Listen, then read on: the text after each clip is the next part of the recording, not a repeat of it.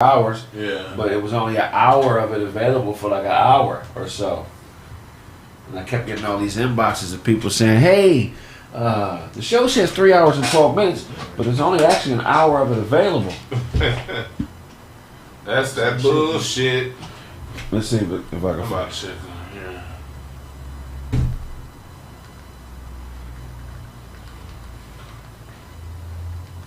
Yeah, it says live. Yeah. It say live like a motherfucker. It look like this. Oh yeah, we on. That one right there. I wonder how they buzzing. That show you how they shadow bend the motherfucker right there. Yeah. That's shadow band right there. It should pop right up. Oh really? That's evidence of being shadow band.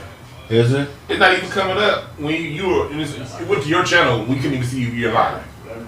That's shadow banding like a motherfucker. The show ain't changing every month. Stop with that negativity, that bull jive, man. You need to be changing, goddammit. You need to be changing, bro. This, straight up. Shit changes. Talking about the show changing every month. Ain't nothing changing. We in here, man. Pile in. Such a great show planned for y'all today. It's gonna be so much fun. I had a young brother say, "What's up with all these commercial breaks, man? I'm a artist, bro. I got music. I got my own sitcom. I got cartoons. I got sketches. I got to promote everything I do, bro. That's the whole reason I started this show. To have my own voice. Don't be up in here complaining. You get a free game every week, and you got the nerve to be in the comments complaining about damn commercial breaks. What you giving me for free, you hoe ass nigga? Nothing. You give a nigga some free shit, and you want to turn around and complain. Your mom was turning tricks for Capri Suns. You know what I mean? Instead of raising her value. You know what I'm saying? And people gotta raise the value up. Pile in, man. Such a wonderful show planned today, man. I promise you. I'm telling you, man, when you creating your own, man, it's impossible to make everybody happy. Mm-hmm. It's always gonna be one person who ain't doing as much for themselves as you doing for them. They gotta complain. Mm-hmm. Free game and jokes.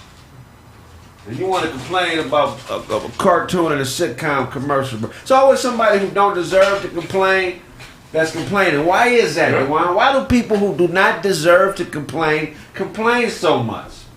Because they're feeling the insecurities within themselves.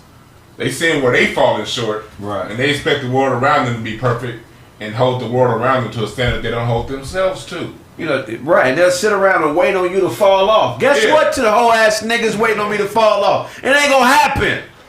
Bitch! Unless God take me, that's different. But other than that, I'ma stay on your neck, nigga. Bitch! Just cause you gave up don't mean I'ma give up. Wow! You know what I'm saying? Oh, look what's going on. They falling off because they got a new format. I ain't got no new format, nigga. I'm multifaceted, you punk motherfucker. Wow. You pussy boy ass nigga. Oh, Lord. You deliberately weak-minded ass frauds. Mm-hmm. You obey when master call ass bitches. Mm-hmm. You Vivica Fox personality ass niggas. Oh, Lord. Yeah, man, change is good. Embrace change, man. Stop assessing your value or other people's value based on how you feel about yourself.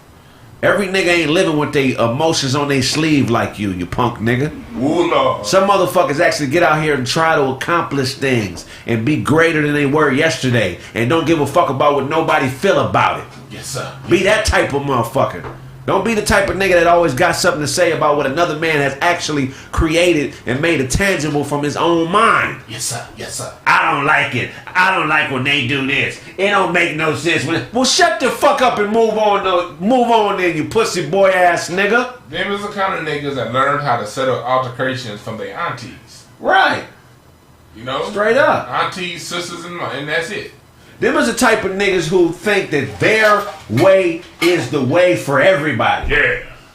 Just cause you do something a certain way, you pussy boy ass, punk bitch ass, female ass nigga, don't mean it worked for everybody else. Stop thinking shit works better if you control it and you got say over it. Yeah. You only got say over what you do, my nigga. That's it. Period, nigga. nigga. No, we just getting the stream started early. I love all y'all niggas, even you bitch ass niggas. You know what I'm saying? It ain't no tough guy shit either. Ain't nobody trying to be tough. It's just the most insecure motherfuckers sometimes ain't the ugly motherfuckers. It ain't the short motherfuckers. Yeah. It ain't the niggas with the fucked up cars. It ain't the nigga with the ugly girlfriend. It ain't the woman with the big old belly and smelly feet. You feel what I'm saying? Yeah. Them ain't always the haters. Sometimes them be the most solid motherfuckers on the planet. Yeah. The haters sometimes be the nigga with the big car, the nice watch, the nice chain. The person that's who you sometimes think is ahead of you. Real spit. A lot of times they be haters. Yeah. Real spit. Yeah. So you gotta watch who you give, you respect everybody. Yeah. Like Dewan Father say. Respect ain't earned, is given. Yeah. I'm gonna give you respect no matter who you are. Yeah. But as soon as you do something to make that respect level change, you gonna know, nigga. I'm gonna believe it. Believe it. God. We're gonna get the show started in a couple minutes. So appreciate y'all patience. We filling in right now. Just give us about 10 minutes and we're gonna be going, man. If I owe you something, get it from God. God.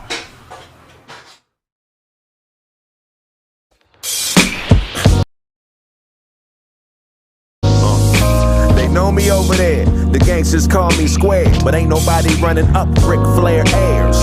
Fake fight, rape type, test them hairs. DNA will pray, extend pairs. Cut off too many niggas wearing Jordans, equal testimony recording, so run off and go get fly and kill them all like COVID guy, cause every real nigga knows it's why. Black is beautiful to me, this is all I see, it helps my chi. No more buying bricks, I only buy IPs. The jack of man gon' starve and need to buy IVs. I'm not a street nigga, that's repeat nigga for defeat nigga. I got a Kevin Hart, so let me explain. This black on black is bump clothes, we need a change. So lighten up a tad bit and laugh at my pain. Hey, I'm talking to you, bitch, pull me a trick. This woman is cute and this one here need a shrink. I see it all coming, so I know when to blink. Take a bump with this white girl, so you know what to think. Or get slapped with a loose glove and then hang up a mink. I'm not a pimp, I'm a prophet. Since life is a bitch, I tell that hoe when to stop. You know damn well if I owe you something, you can get it from God.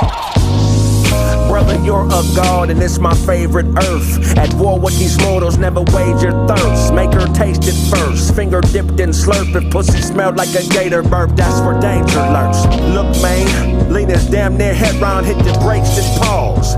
You are not a tough guy. Those withdrawals cause nausea to body aches, closing walls. Pistols pop for addiction, exposed to cause. Throwaway shooter, you'll be dead in a week and I'll be in Bermuda. Coded calls, easy puller, leave if not constructive.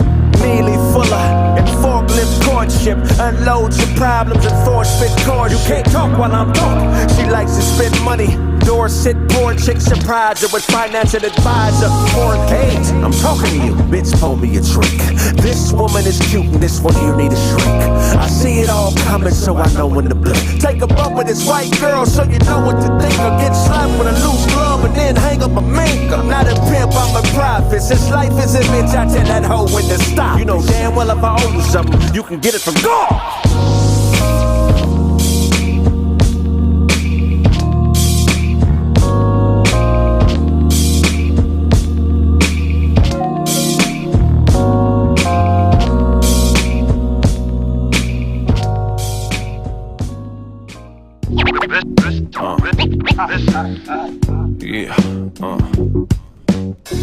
Lisa Leslie should have had a baby with Shaq. China did that very thing, that's what made Yao Ming. We choose emotion, mistaking it for the fact. So you kneel with a ring, thinking it's the real thing. And you were sorta, kinda, an ornament reminder. I need to get my shit together, caught up in this binder.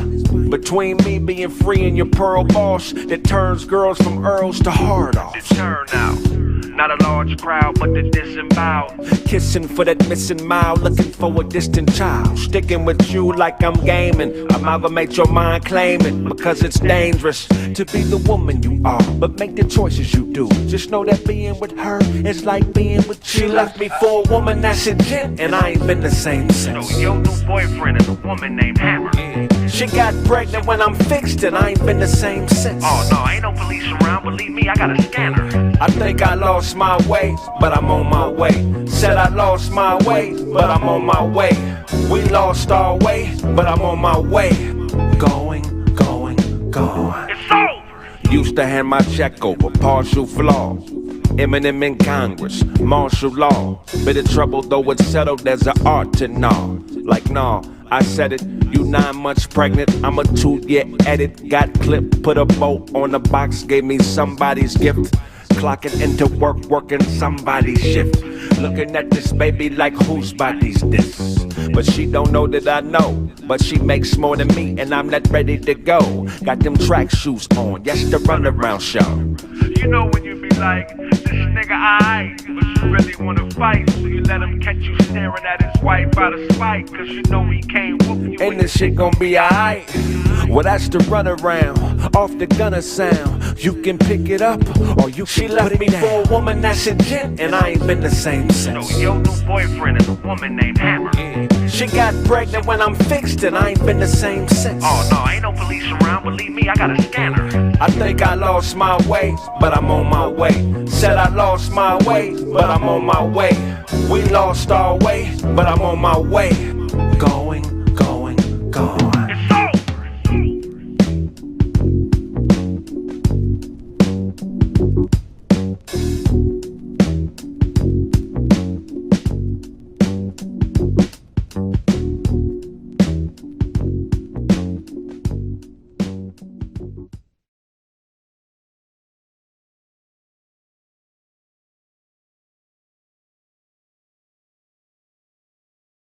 1981.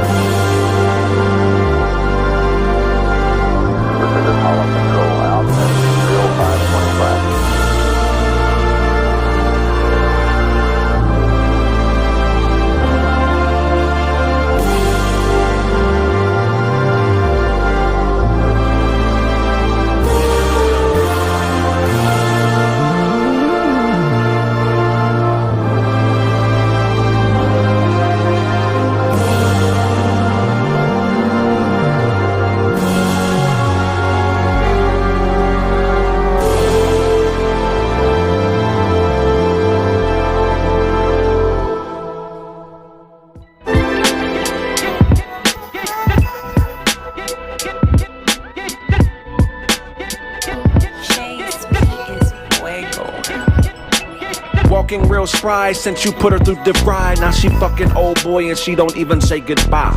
Missing old girl and she wants to know the why. But open means open and emotions are a lie. Even if I had a heart, she would serve it with some pie. On a casual encounter with a bouncer over fries. When he give it to you, we gon' finally say goodbye. Cause all I do is eat, drink, fuck, and then say goodnight. I really don't fuck with you. You just cough, bitch? Cause you just something to do. You're damn right I'd be a fool for food. But I really don't fool with you. I thought you knew. I really don't fuck with you. Did you just cough, bitch? Cause you just something to do. You're damn right I'd be a fool for food. But I really don't fool with you. I thought you knew. The trouble with y'all is y'all ain't trouble at all. Do what you wanna do, nigga, including dropping the ball. Plan for what's in store, homie, you are not at the mall. You're not a customer no more, but a product of all. Your brother said what? Baby, don't play. We both know Lil Jeffrey gay. You do what I tell you to do, and he do what a nigga say. Plus, I'm the one fucking you. When you feed me bullshit, I gotta stomach you. Shit out direction. Like that time you kept your bat by the door for safety. Then I said, if you don't take this and keep it next to your bed, nigga gon' break in the house and take this shit and hit you in the head. I really don't fuck with you. Did you just cough, bitch? Cause you just something to do. You're damn right I'd be a fool for food. But I really don't fool with you. I thought you knew. I really don't fuck with you. Did you just cough, bitch? Cause you just something to do. You're damn right I'll be a fool for food, but I really don't fool with you. I thought you knew.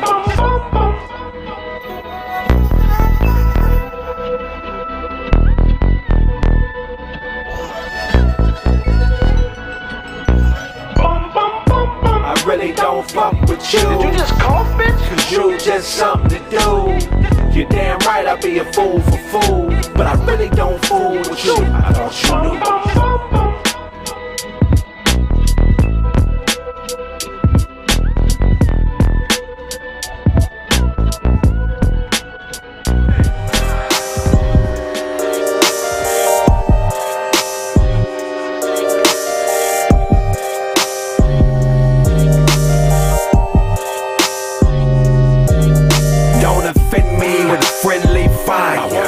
Don't like your energy, cause men be liars. Blue attendees will then be biased. Don't like your energy, cause men be liars. Don't offend me with friendly fire. Don't like your energy, cause men be liars. New attendees will then be biased. Don't like your energy, cause men be liars. Yeah, I'm just blowing off steam, bro. Trying to get money from my people, but the time I own fire, no equal.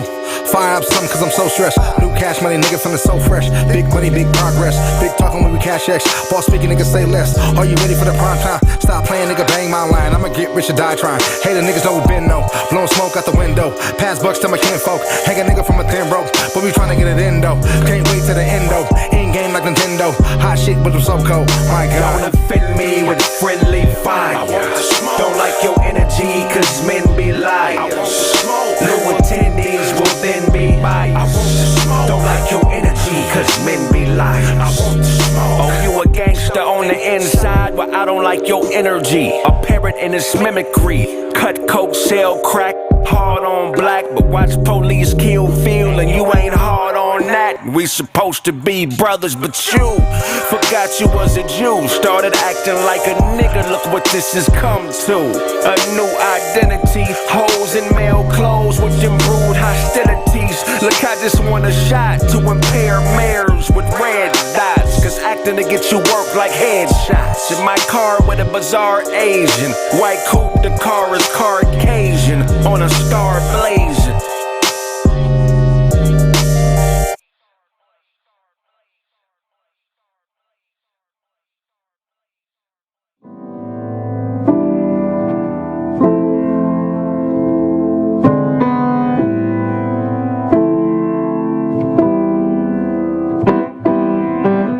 Whoever said life ain't great, I paid 1,000,000 times for one mistake, and that's my plate. Label me a chauvinist cause I treat women like people. If that's my equal, take this mask and gloves and do exactly what they ask of us. Queen, I am not a king and we are not nobility. No imaginary friends, no fake tranquility. Only goal is to survive and you are not my enemy. And when I take a gander at your standards, it's based on them. Over there, your hope and the same people we taught to use soap. They used to hang us by a rope. Lost sight of what's right, now you're praying to a pope. And it's a God right here and we are one and the same. Thank them for my contribution, one in my brain. Just a nigga with a pistol willing to die for you. With my faith doing the seeing that your eyes should do. I'm leaning on my spear, a soldier, fuck the fear. We gon' make it through, the God in you is here. We gon' make it through, we gon' make it through. Me and you, we gon' make it through. I'm leaning on my spear, a soldier, fuck the fear. We gon' make it through, the God in you is here. We gon' make it through, we gon' make it through. Me and you, we gon' make it through.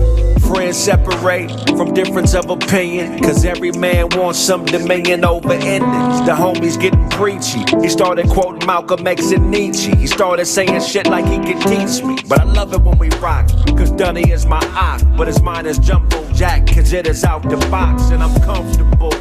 Relaxed in my recliner, stick to norms like the diner till this shit came out of China. It made us all nervous. Is this shit urgent? Or do y'all just not want to pay the baby boomers for their service? Here are my conspira blinds, a fear of mine is nearer 9. Me too, it's cocked back and I'm gleeful. And happy to be here like when shit is free here. Rudolph raised around people cause I don't see here or feel the sentiments. You're either here for that smoke or in defense of it. I'm leaning on my spear, a soldier, fuck the fear. We gon' make it through, the God in you is here. We gon' make it through, we gon' make it through. Me and you, we gon' make it through. I'm leaning on my spear, a soldier, fuck the fear. We gon' make it through, the God in you is here. We gon' make it through, we gon' make it through. Me and you, we gon' make it through.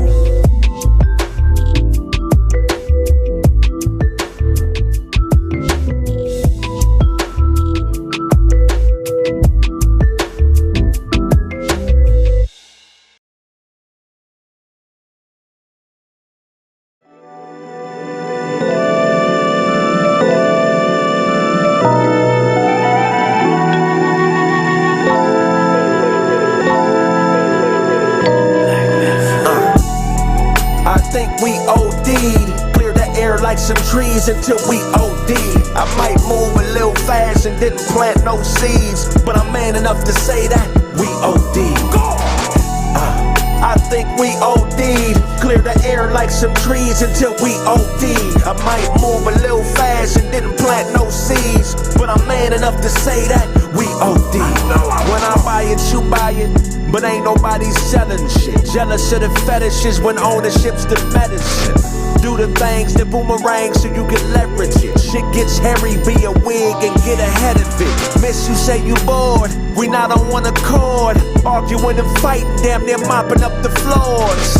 That lesbian sex shit ain't free. She gon' have to pay you, cause you got to pay me. And we keepin' this in order. Can't be a dime without the rest of my quarter, cause I'm never there sorta. Before me, it was a bunch of weird niggas around you hobby shop till I broke the boredom, karate chop. And I'm really not into violence, interpretate the silence as prizes. And I'm really more into vibing, you perpetrating Simons or Hymens.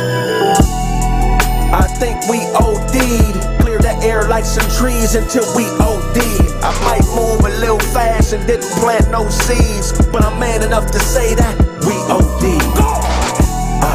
I think we OD'd, clear the air like some trees until we OD'd. I might move a little fast and didn't plant no seeds, but I'm man enough to say that we OD'd. My neighbor Dan lost some weight, but he ain't came too far. Hit that alarm 1,500 times a day trying to show you his car. And we both know he's proud of it. Go off and dance some of that clam and watch him chowdery. Cause you could be with the miss, but without it, bitch. The with is the money and without is the glitch. You're paying her to leave, if she breathe, you should trip. Miami, the Grammys, New York, a trip. I'm searching for emotion, but all I know is logic. She wants to be my girlfriend, I show her like my closet. Cause we could be closer, yet still remain strangers. Leave that where you from shit to them gangbangers. I'm highly advanced, the message in the dance. Some of y'all wear the skirts while those of us wear the pants. You wanna know the difference? It's really not explicit. It's when a nigga talk to his bitch, shut up and listen. I think we OD'd, clear the air like some trees until we OD'd. I might move a little fast and didn't plant no seeds, but I'm man enough to say that we OD'd. I think we OD'd, clear the air like some trees until we OD'd. I might move a little fast and didn't plant no seeds, but I'm man enough to say that we OD'd. Believe that. Grinding before I get it. Bring my niggas with me, ain't no limits to the ceiling. Out here touching digits. Hoes showing love, but please don't catch no feelings. Riding with that thumper while I'm thumbing through these millions. Hunting to feed my children. Lying in the jungle, all I do is fucking kill shit. Al Sharpton, man, really, nigga? Really, Al? You been scamming all these years and finally got caught up, nigga. You own a wig with homemade sideburns.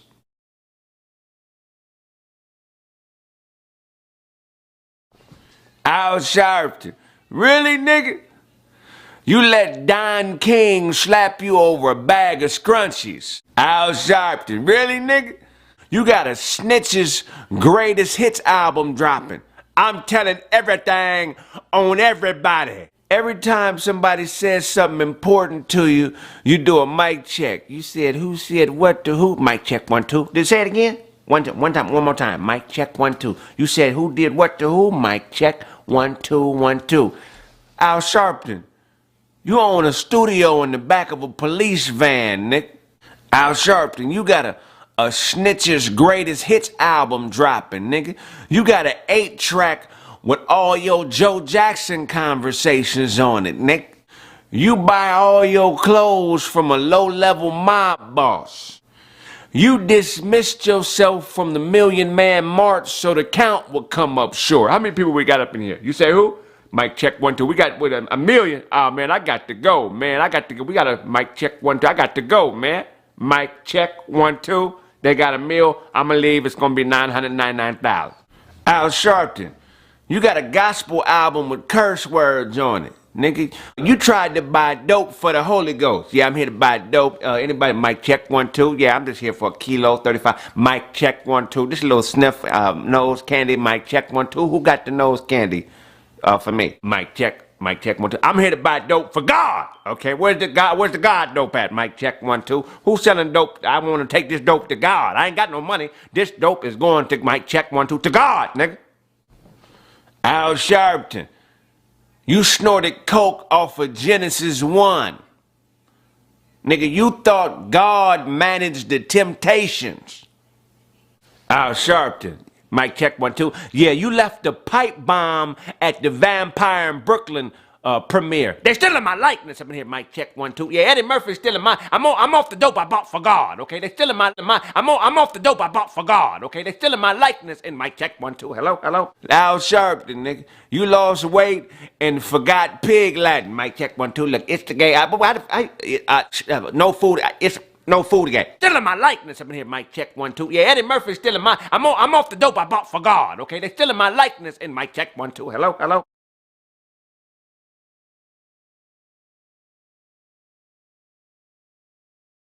What is it? Don't leave me. Too late. I'm going to Felicia's house because I need to clear my mind. This is not my fault. This is not your fault. It's not me, baby. I just can't focus. I need you to be here to help me get through this. I'm not your therapist. I'm your woman, and all of this is too much for me. Just give me an opportunity to make this up to you, baby. I mean, what am I supposed to do? Nobody's buying my shirts. Because it's a dumb idea. Look at yourself. Where are you going in that shirt? The bowling alleys are closed. I can't even focus because you don't believe in me. They're ugly. That's why no one bought them. I've been throwing strikes for the last 4 years. Magnus, enough with the bowling terminology. A couple months of a slip up and you're gonna gutter ball this relationship? Enough with the bowling terminology. I don't even like bowling. What kind of nigga who doesn't own a bowling alley wants to sell bowling alley button-up t-shirts? It's a button-up bowling pin dress shirt business. Are you Eugene, the gangster evangelist? Yes, I am. Are you here for a miracle today? It's my brothers. They got in an accident a few years ago, and as a result, they lost their hearing. Can you perform a miracle today? Of course I can, but I sense another type of problem. Is there some type of confusion? Well, they hate each other now, and they blame each other for the accident, and they're always fighting. I can't stand you!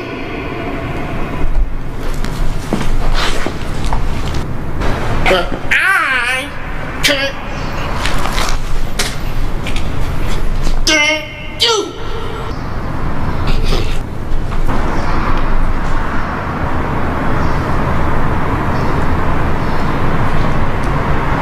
Lord, make these brothers stop arguing.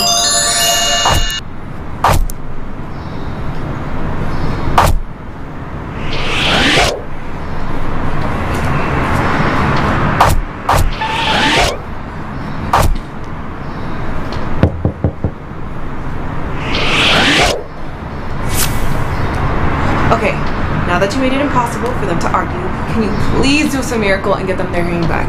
Okay. Can you please step to the side, sister? Thank you. Lord, bless them with the miracle. Bless them with the miracle of hearing. Call it that move. Oh, cuz I can hear now. Real one is back. I can hear it again, Cuz, I'm not trying to hear that, cuz. Okay, what you talking about? Cuz, you the reason we was deaf in the first place.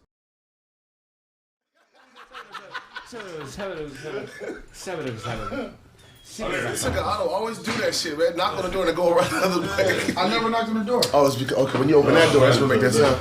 Seven. James Brown created a whole genre. But he didn't call it funk. He says, be clear. He called it funk music. James Brown called it funk. It was funk. He inspired Family Stone with a Slightly Family Stone and James Brown 1968. That's the beginning. See, I give it to Slime. I give it to the musicians in his band. I don't give it to him. Why? Because he used to let them groove. He said he's single. And then when they came up with the groove, he'd be like, okay, and then like that, right. You know what I'm saying? But I'm doing it. But you know what I mean? You know what he did? You know what he did that made it funk? This is what he did was he accented the one, and that's what defines funk when the one is accented. Right. And then what that does, everything on the one when it comes back in on when he comes in on that one, that makes it funky. Slow the tempo down, accent the funk, accent the one. That's where you get funk. Right. He's the godfather of soul, not the godfather of funk. That's the period. No, that's what I'm saying. The name is the name, but soul music, soul music, funk. But he also did R&B. Yeah. Right. And R. Kelly is a better. He also did rock and roll. And R. Kelly is a better R&B artist than James Brown. If that's what you think. Best to ever do R&B. That's what you think. Yeah, Who's better than R. Kelly? For Marvin Gaye? No. Crazy. That nigga couldn't even whoop his own daddy. That nigga let a whole crazy nigga kill him. A retarded, mental retard killed off Marvin Gaye. You can't compare him to R. Kelly. It took a whole system to bring R. Kelly down. That's not R&B. Michael Jackson. That's pop. No, pop is whatever white people. I get what you're saying. Pop is white people that R&B like, and I don't allow them to define our music. It don't sound like R&B. No, it's R&B. No. Somebody said Maxwell. Maxwell is a better artist as far as like, I give him vocals. He got a dope sound, but he don't have the catalog. His catalog ain't nowhere near. He don't have a catalog. And they vocals to me, him and Kel, I don't see one really killing the other. They like Maxwell is woo. Oh yeah. Hey, but here's the thing. I don't think Kel got that one. You know, and R. Kelly wrote that song. This is the one that could possibly be it. Brian Isley. Yeah. I'll give you another one. Right. But don't have enough. Right. I'll give you another one that don't have enough catalog. It's Al Green. Oh, no, that He has catalog. Not hits. But here's one that's for sure. Smokey. Yeah, Smokey, of course. Smokey. But I just like R. Kelly should look. You know what I mean? Smokey's the reason why Motown was able to stay in business. He wrote those early hits for the Temptations, March Reeds, and the Vandellas. That was all Smokey. The Marvelettes. All that Smokey. Well, because he writes, and R. Kelly writes too. So R. Kelly is like Smokey as well as, Ronald Isley. Because there's a difference. R. Kelly also makes the beats. Smokey wasn't making the beats. He was writing the songs. He was writing the lyrics. But he wasn't, you know what I'm saying? R. Kelly is a pianist. Producer. Pied Piper. I'm saying, was he the one producing the music? Was he the producer? Sometimes. Sometimes, yeah. A lot of the times. R. Kelly? Yeah. No, he's collaborating with other people. But I mean, when he started putting that Pied Piper in him, you know what I mean? Yeah, that was him. One that's a doozy. Barry White. Barry White, yeah. But he don't have enough. Nah. Barry White invented disco. He still don't have enough. Yes, he does. He has a whole decade. R. Kelly came out in 89, 90. He just fell off 10 years ago. R. Kelly. Barry White invented disco. He started his early hits with the Love Unlimited Orchestra in 1972. His last hit was in 2000. What was that? Practice What You Preach? That was 94. Right. And then he had that then he had that last hit around the late 90s. He literally had hits 18 years. Up until he died. But his greatest hits album is only one disc. R. Kelly has been out since 88, 89, or 89, 90. Man. And his last hits was 2011. R. Kelly has 30 years. 2010? I'm talking his string hits. 30 years. That ended about 2010, 20. No, I don't know. 2011? Even the songs he's writing. Was what? Not 2004. Even the songs he's writing for other people too. 2010, bro. He was dropping hits in 2010. Yeah. That's I said 2010. Yeah, so that's... Stepping Late was 99. So we're talking about 30 years. 20 years. If we're talking about 98, about 22 years. 80? Okay. 88 to 2010. Yeah, okay. That's a great run. Barry White wasn't dropping #1 hits that whole time. That's what I'm saying. Yeah. Barry White, his greatest hits album is only like one disc. R. Kelly's greatest hits album is a disc set. It's about if you put it's about 4 discs. I have it too. It's fine. But what I'm saying is this: like you can't even compare the '90s to the '70s at all because especially like when it comes to numbers. Because in the '90s, I'm just talking about the music that I like. No, I'm talking about going #1, like all hits. In the '90s, there was a dramatic reduction in R&B, so there wasn't much competition. If you was at the top and you was with Sony BMG, you're probably gonna go #1. Versus in the '70s, there was you may not go #1, but your song will last 50 years. So you can't compare. I'm saying you can't compare charts. R. Kelly has more music. Let's say album has more music.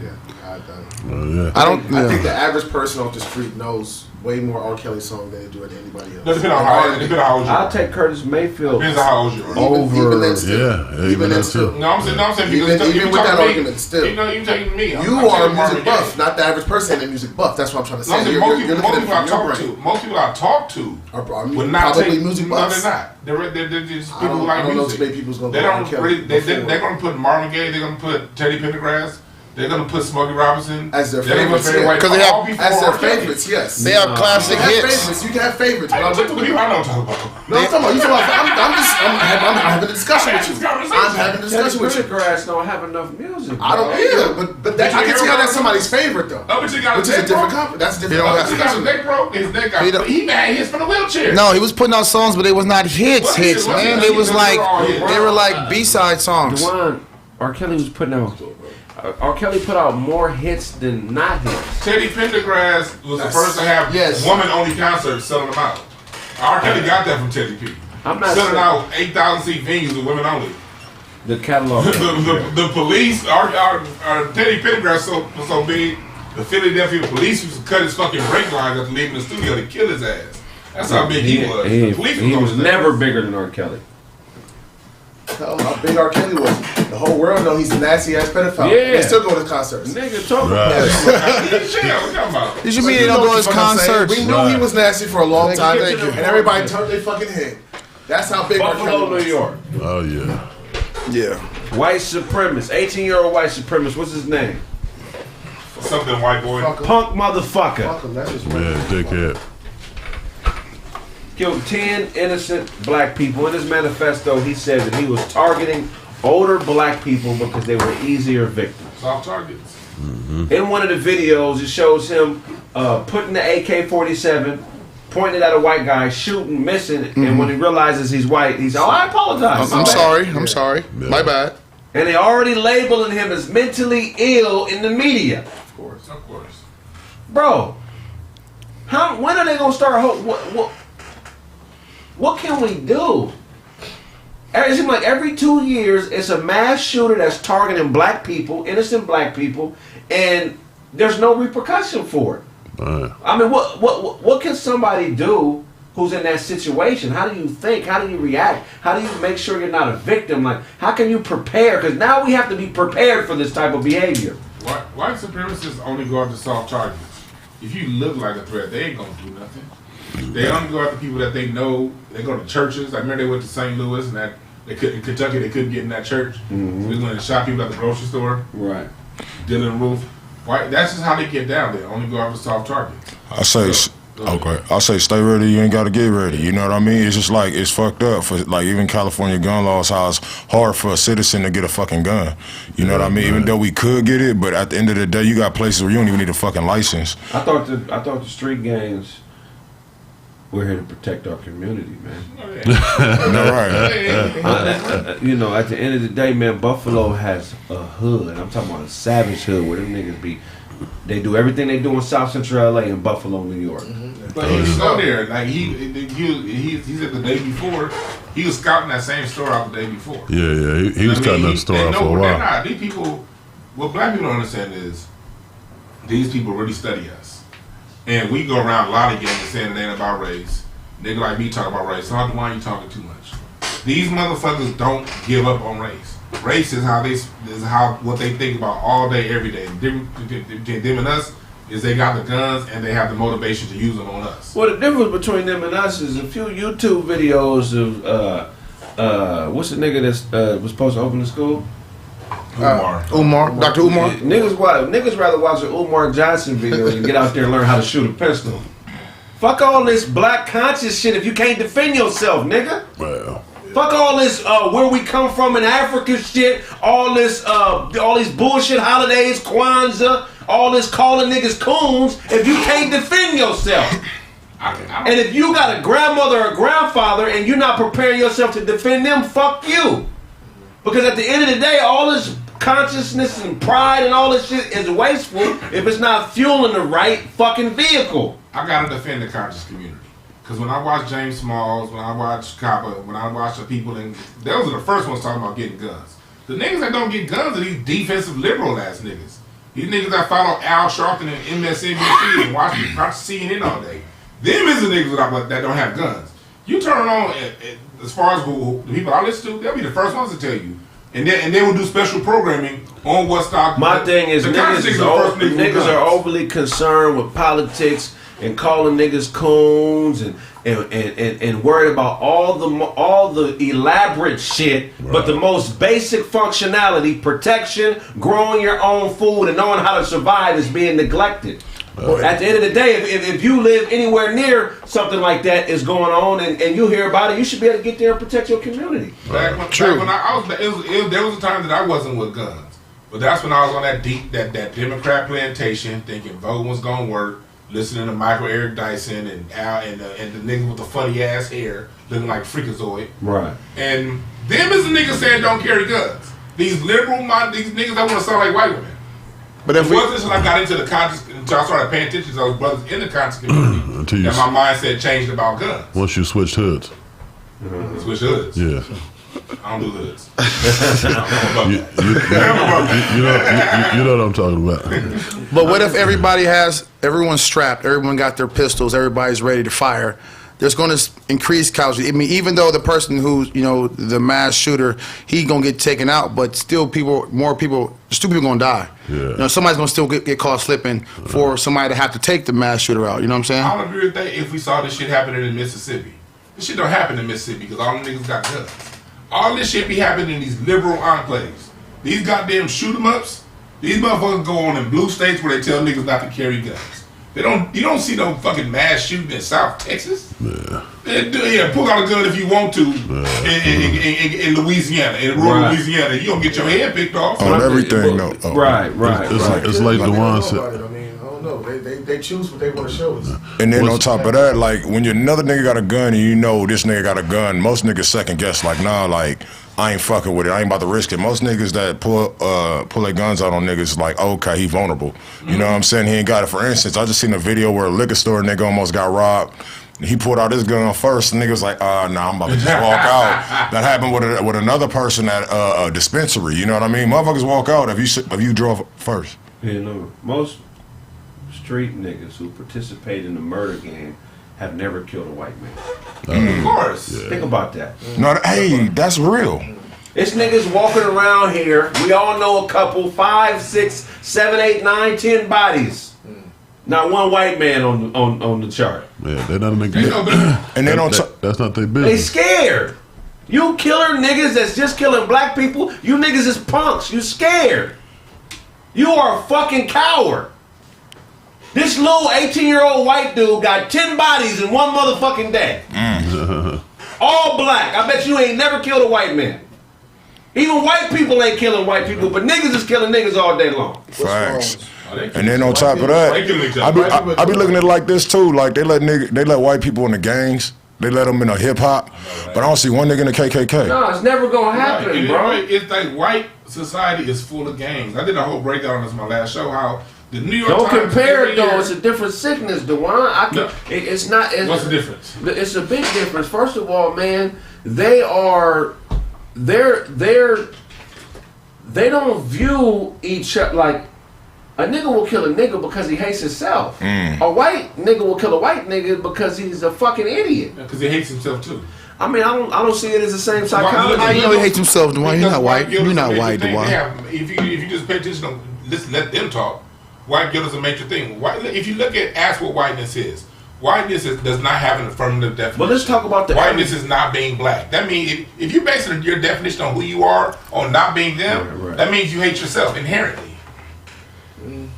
I mean, I get what you're saying, but niggas are killing niggas just because niggas killing niggas. You know what I'm saying? Niggas is killing niggas because it's crimes of poverty, crimes of a perverse environment. When black people, even the Kerner Commission report said, when we are well funded, not even well funded, when we are minimally funded, when we just have our basic resources, we don't kill each other. The government said that. We only get to kill each other when so why are white people killing? If it's the same thing, why are white people killing each other? Study the Hellenistic. That's their history. You cannot name one time in European white history where they weren't killing each other. That's human.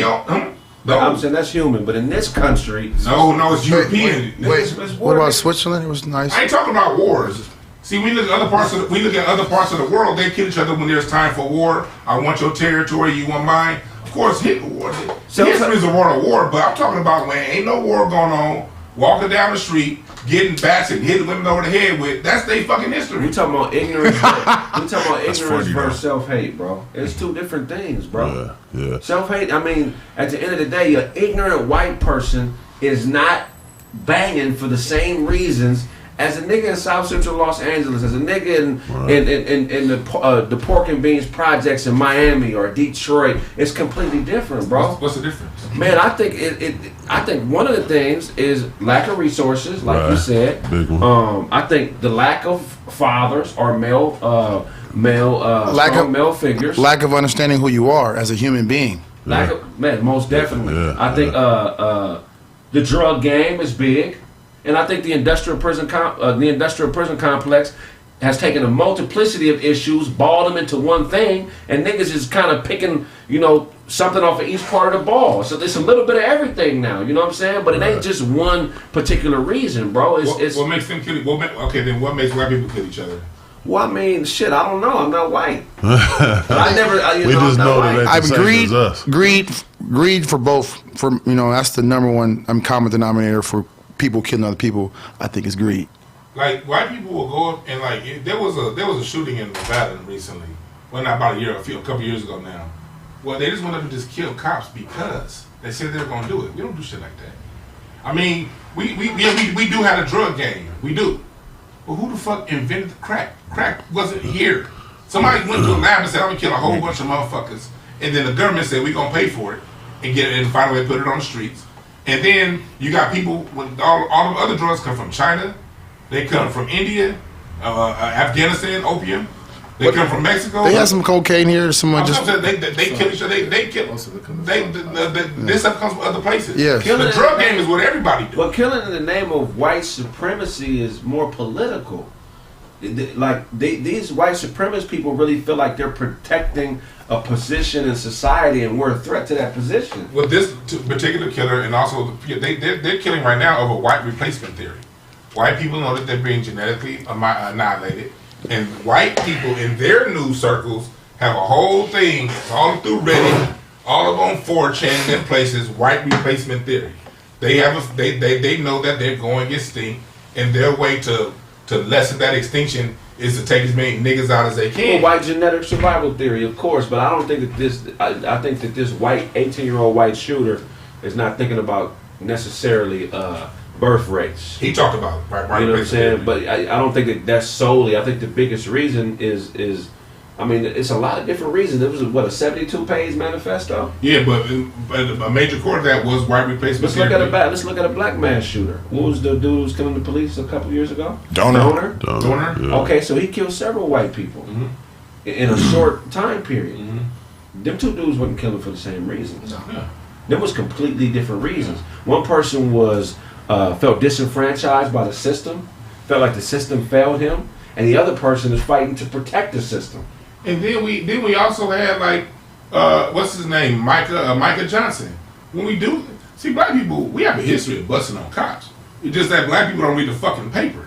And then we don't lionize our heroes. We wait for white people to do it. But white people Michael Johnson on us. Michael Johnson got 4 cops in Dallas. Right. And niggas don't even remember his name. Right. I mean, when it comes down to it, how do you encourage the youth to fight the right people if the people with our heads on straight don't elevate and uplift those who have? Right. We will uplift Bumpy Johnson.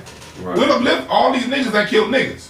But whenever we have niggas that kill white people all through the 70s, all through the 80s, all through the 60s, really all through the 50s, we forget. We don't even know who MZ Moore is. Right. I don't think the homie's gonna be like, blood.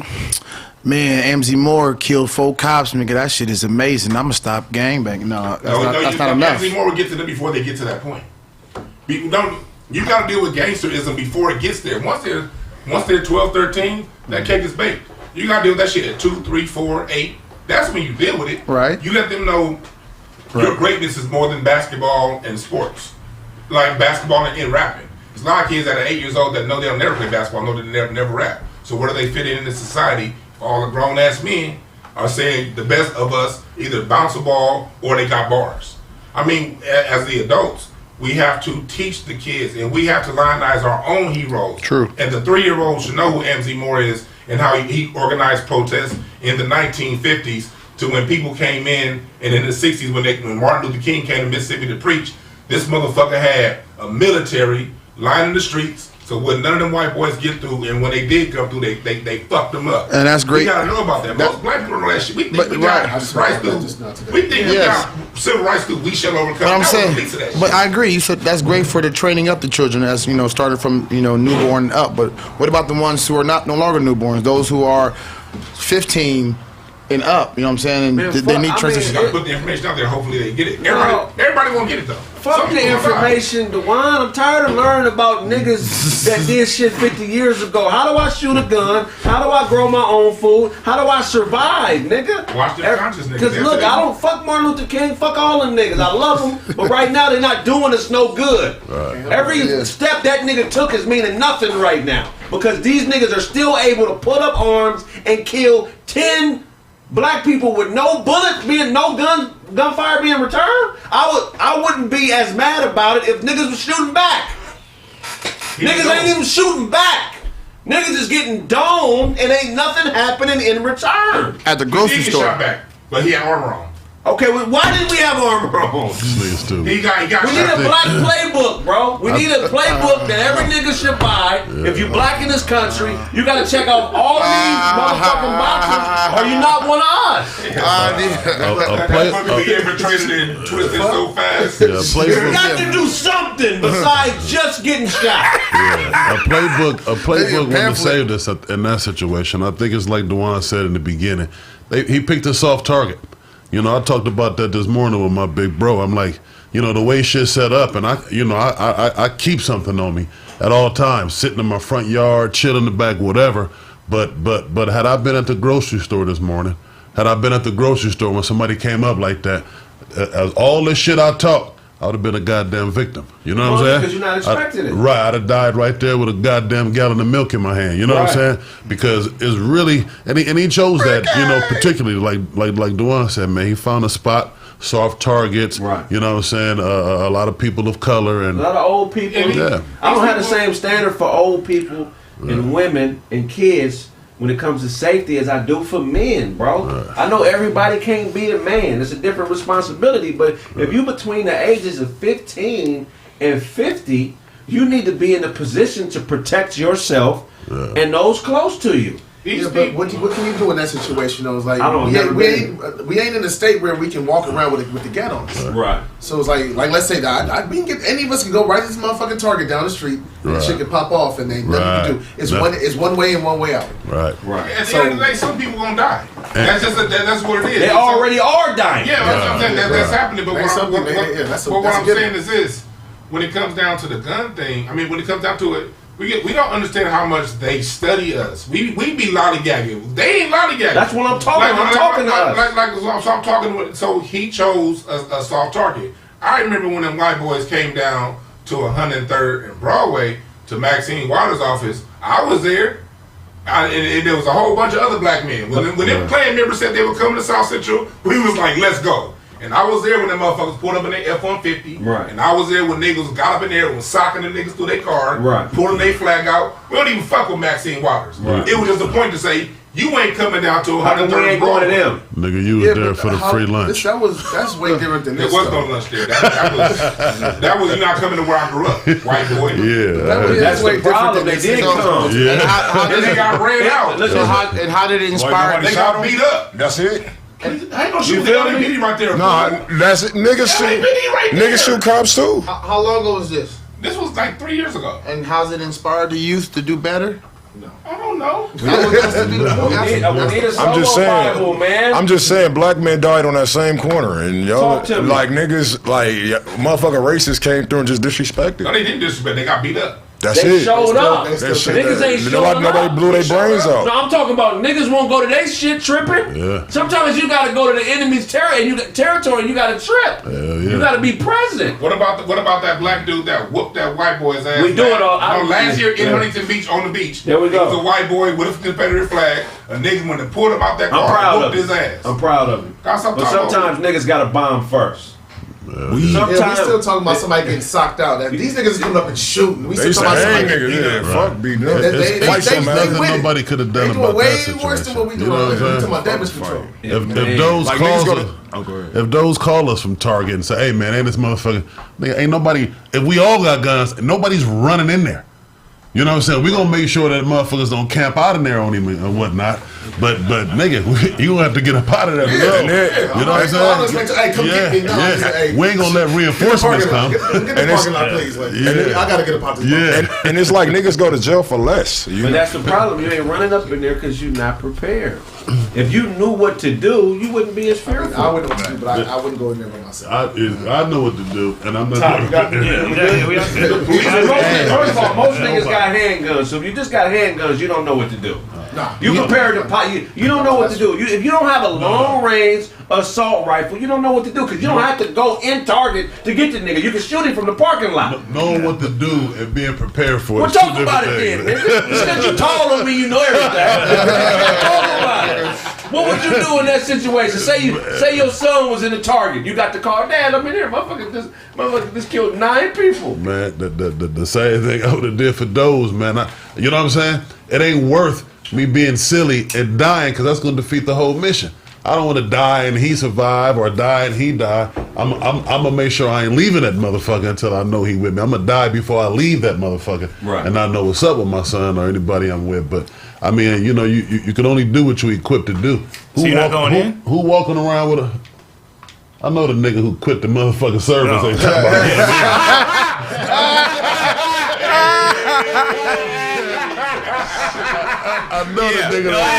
I'm definitely talking turf toe. Yeah, I'm going in.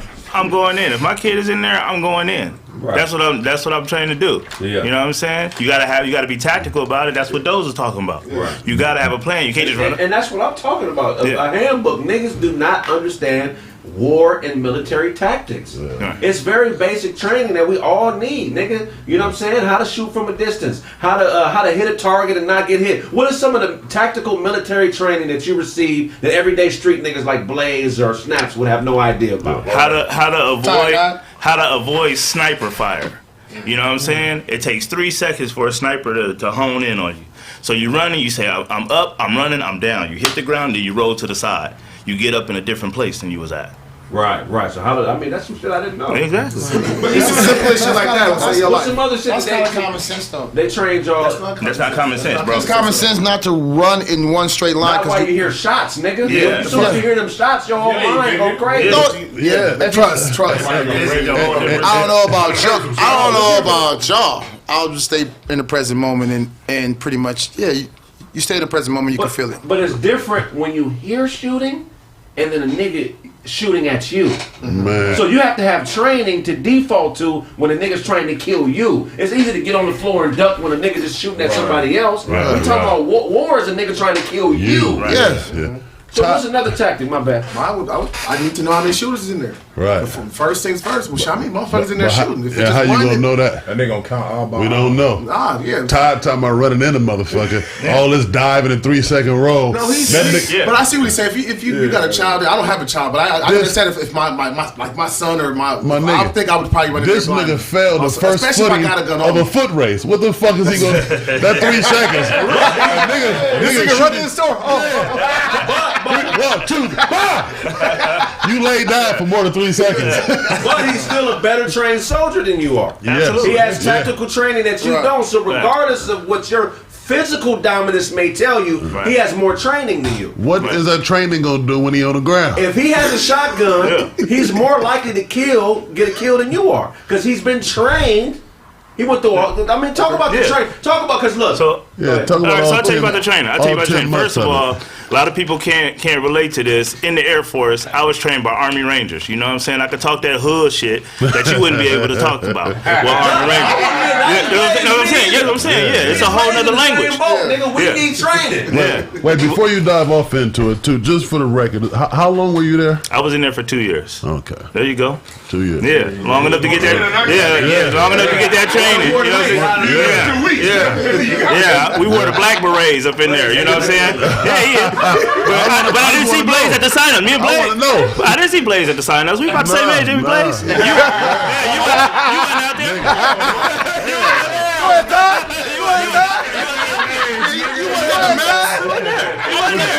He wasn't there. Where you get same age from? You know what sucks though? Blaze the tallest nigga here, right? Yeah. And that's a disadvantage on the battlefield. Yeah. Definitely. You know what I mean? You know what I'm saying? Yeah. Your head poking over shit and dreads flapping in the wind and all that No, but that's it. So you got to really master getting small. Yeah. I mean, that's why getting on the ground is important. You know what I'm saying? And like I said, when you running, you're thinking actively. Like, which way am I going to roll? How far am I going to run? When time is it to get down? You know what I mean? And that's presence. So in the present moment, you see what's in front of you. So I know I have to jump or dive here because I know the tree is probably about 3 feet away from me versus it being 17 feet away from me. Do they teach you guys like, okay, because a lot of times you can hear gunfire, right?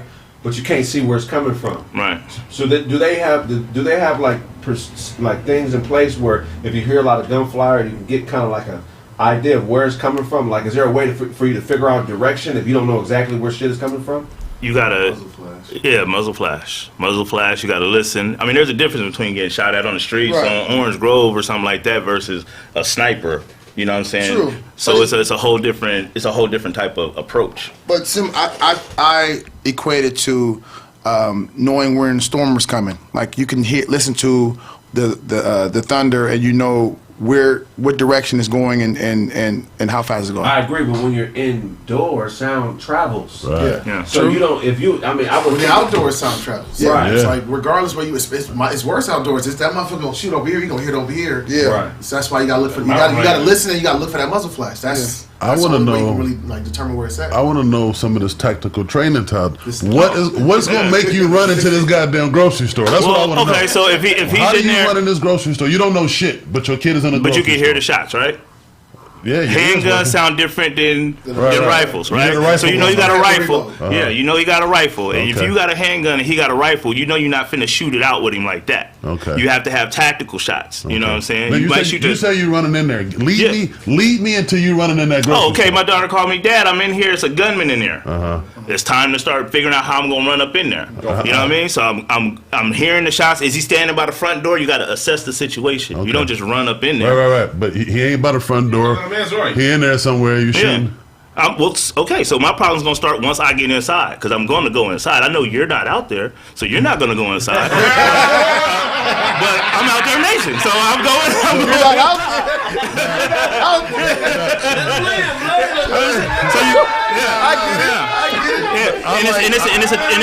And it's a thing for people who've served in the military. We know that we might not come back.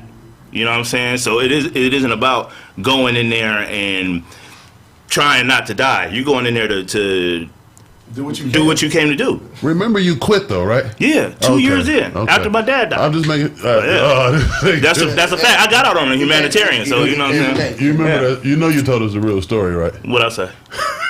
What I say, Blaze? If you gotta ask what you said, that's what he told us. Yeah, that's not the real story. That's not what he said. That's exactly what I said. That's exactly what I said. But that's cool. That's exactly what I said. But I like how you magically got in the store. He's like, yeah, you. Okay, I'm gonna walk. Put my left foot in front of my right foot, and I'm gonna keep doing that until I get in the door. I'm gonna keep doing that. No. If I got a gun, if I got a gun, he's inside. Like, and I know, okay, he's not at the door. You don't know that. That's you can look at the door. Well, I'm saying he's not standing at the door. Obviously, you can see that. So what was he at? He was in a grocery store. Right. Okay, so we have 3 entrances. That's huge. In a store. Right. And normally they have a roll-up door for deliveries. Right. So if the roll-up door is down, you got the exit door in the back, you got the 2 doors in the front. So we got 3 entrances. We got 4 possible ways to get in and out of the store. What's your longest? So we establish a perimeter first. We go around the whole store. What's going on in the back? Ain't none of the doors open, ain't nobody in the back. Now we go back to the front so we know we can seal the perimeter in the back. So now we got somebody at the back door with a gun. If he come out, he getting domed. We got the back door secured. Bam. So now we know we can go in the front door. How much time did that take, though? Whatever time it takes to do with safety. Because Blaze is talking about safety right now. Gotcha. Okay. That's what he's talking about. How do you safely get in the store? So it's 50-50. Ain't no safe way. Okay. That's So we what I wanted to seal hear. all the entrances and exits. Right. Yeah, as a group, I draw that play up all day. Right. And the way you landed out is what I wanted to hear from the This is what I was thinking about. How I was before I didn't start, finish it though. You gonna see where everybody's running out from. Right. He's not shooting there. Right. Because they wouldn't be running that way. So I can go in that way. These are things that I wanted to hear. So I can go in that way. From about, there, I can figure out where he's there. at. He's gonna have to reload. That's when I run up on him. That's what Buddy did at the Waffle House. When Buddy reloaded, got him, jump on him. You can't shoot when you reload. You did your whole 4 years, huh? Oh, yeah.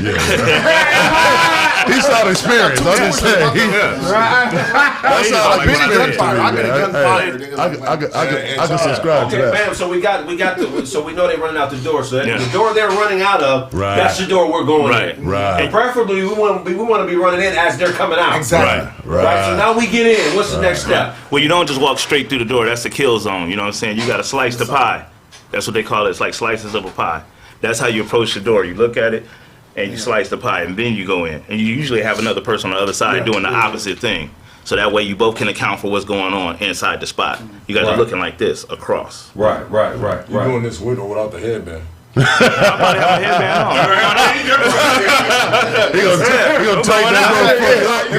He didn't have it on at first. He got the phone call. He put the headband on. We got something to the table that a lot of black folks don't know about, or minorities in general. If it's at least 2 or more, when you enter, you need to be slicing the pie. Explain what slicing the pie is again. All right, slicing the pie, you have the doorway. If you just walk straight into the doorway, that's called a kill zone. You're going to get killed. Slicing the pie, you start from where the door and the wall meet, and you go in little slices, like you're slicing a pie. And you're only going halfway. The other person on the other side is going the other half of the way. And then you two communicate with each other that my side is clear, my side is clear. So once you get to the door, before you enter, you look at the other person and say, my side clear, and then your blind spot. So if we at the door, he can see in this lane, which is on the other side of the door, and I can see in that lane. So once we establish that the pie is sliced, now we go in. So how do we enter once we enter the building? One at a time. One from this side, you go it this way, and then the other person goes in that way. That's how you enter the door. You say something, Snap? No, I was asking, when we get inside, are we going in to get the daughter out, or are you going in to take out the target? I'm saying we go kill the target. I'm going to go kill this thing. Okay.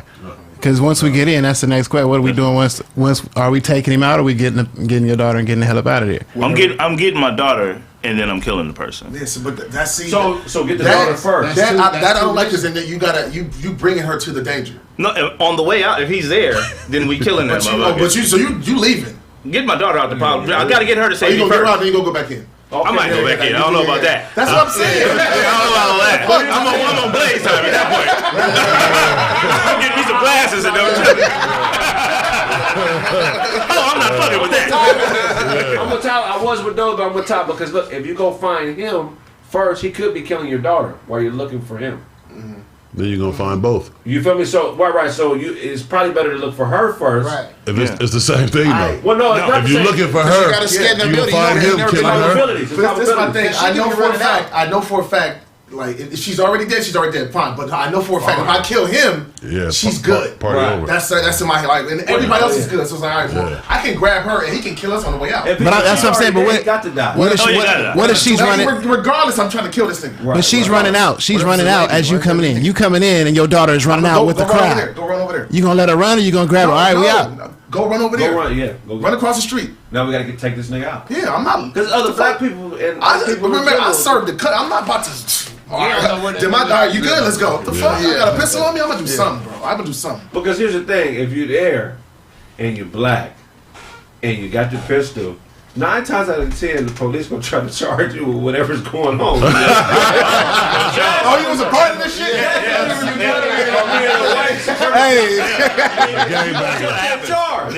You shot him. What you doing here? Yeah. You got a gun? Let's see that registration on the gun. You sir, you keep going. You good.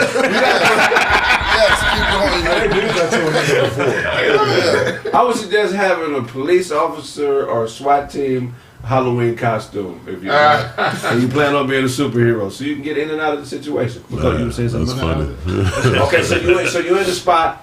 You're on the phone with your daughter. She says, "Daddy, I'm in aisle 5. Come get me." So you get your daughter, you get her out. Now what do? You done. You gotta assess the situation. How many people? That's 2 years versus focus. Mission focus. All of this time, somebody else should have been. You gonna grab your daughter and leave? Huh? I know you would. I know you would. He said it already. I gotta secure that. You gotta secure the package. Okay, right. I'm sorry. That's how. Your daughter is with her boyfriend, right? No.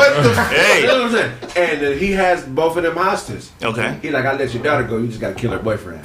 I gotta kill her boyfriend? Yeah, you already got your gun. You gonna dump her boyfriend? No, he already got a gun. You know what I'm saying? You gonna tell this? You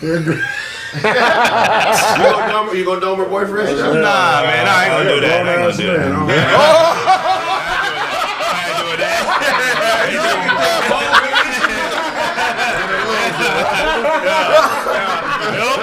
Nope. Don't win over here. With something else. You notice he asked Todd out there. Todd on top of nigga off. Free my daughter. Oh man. Blaze already got his hair pulled back. Free my baby. Here comes the flurry of gay jokes. The dopamine is done. These people, we don't have to reinvent the wheel.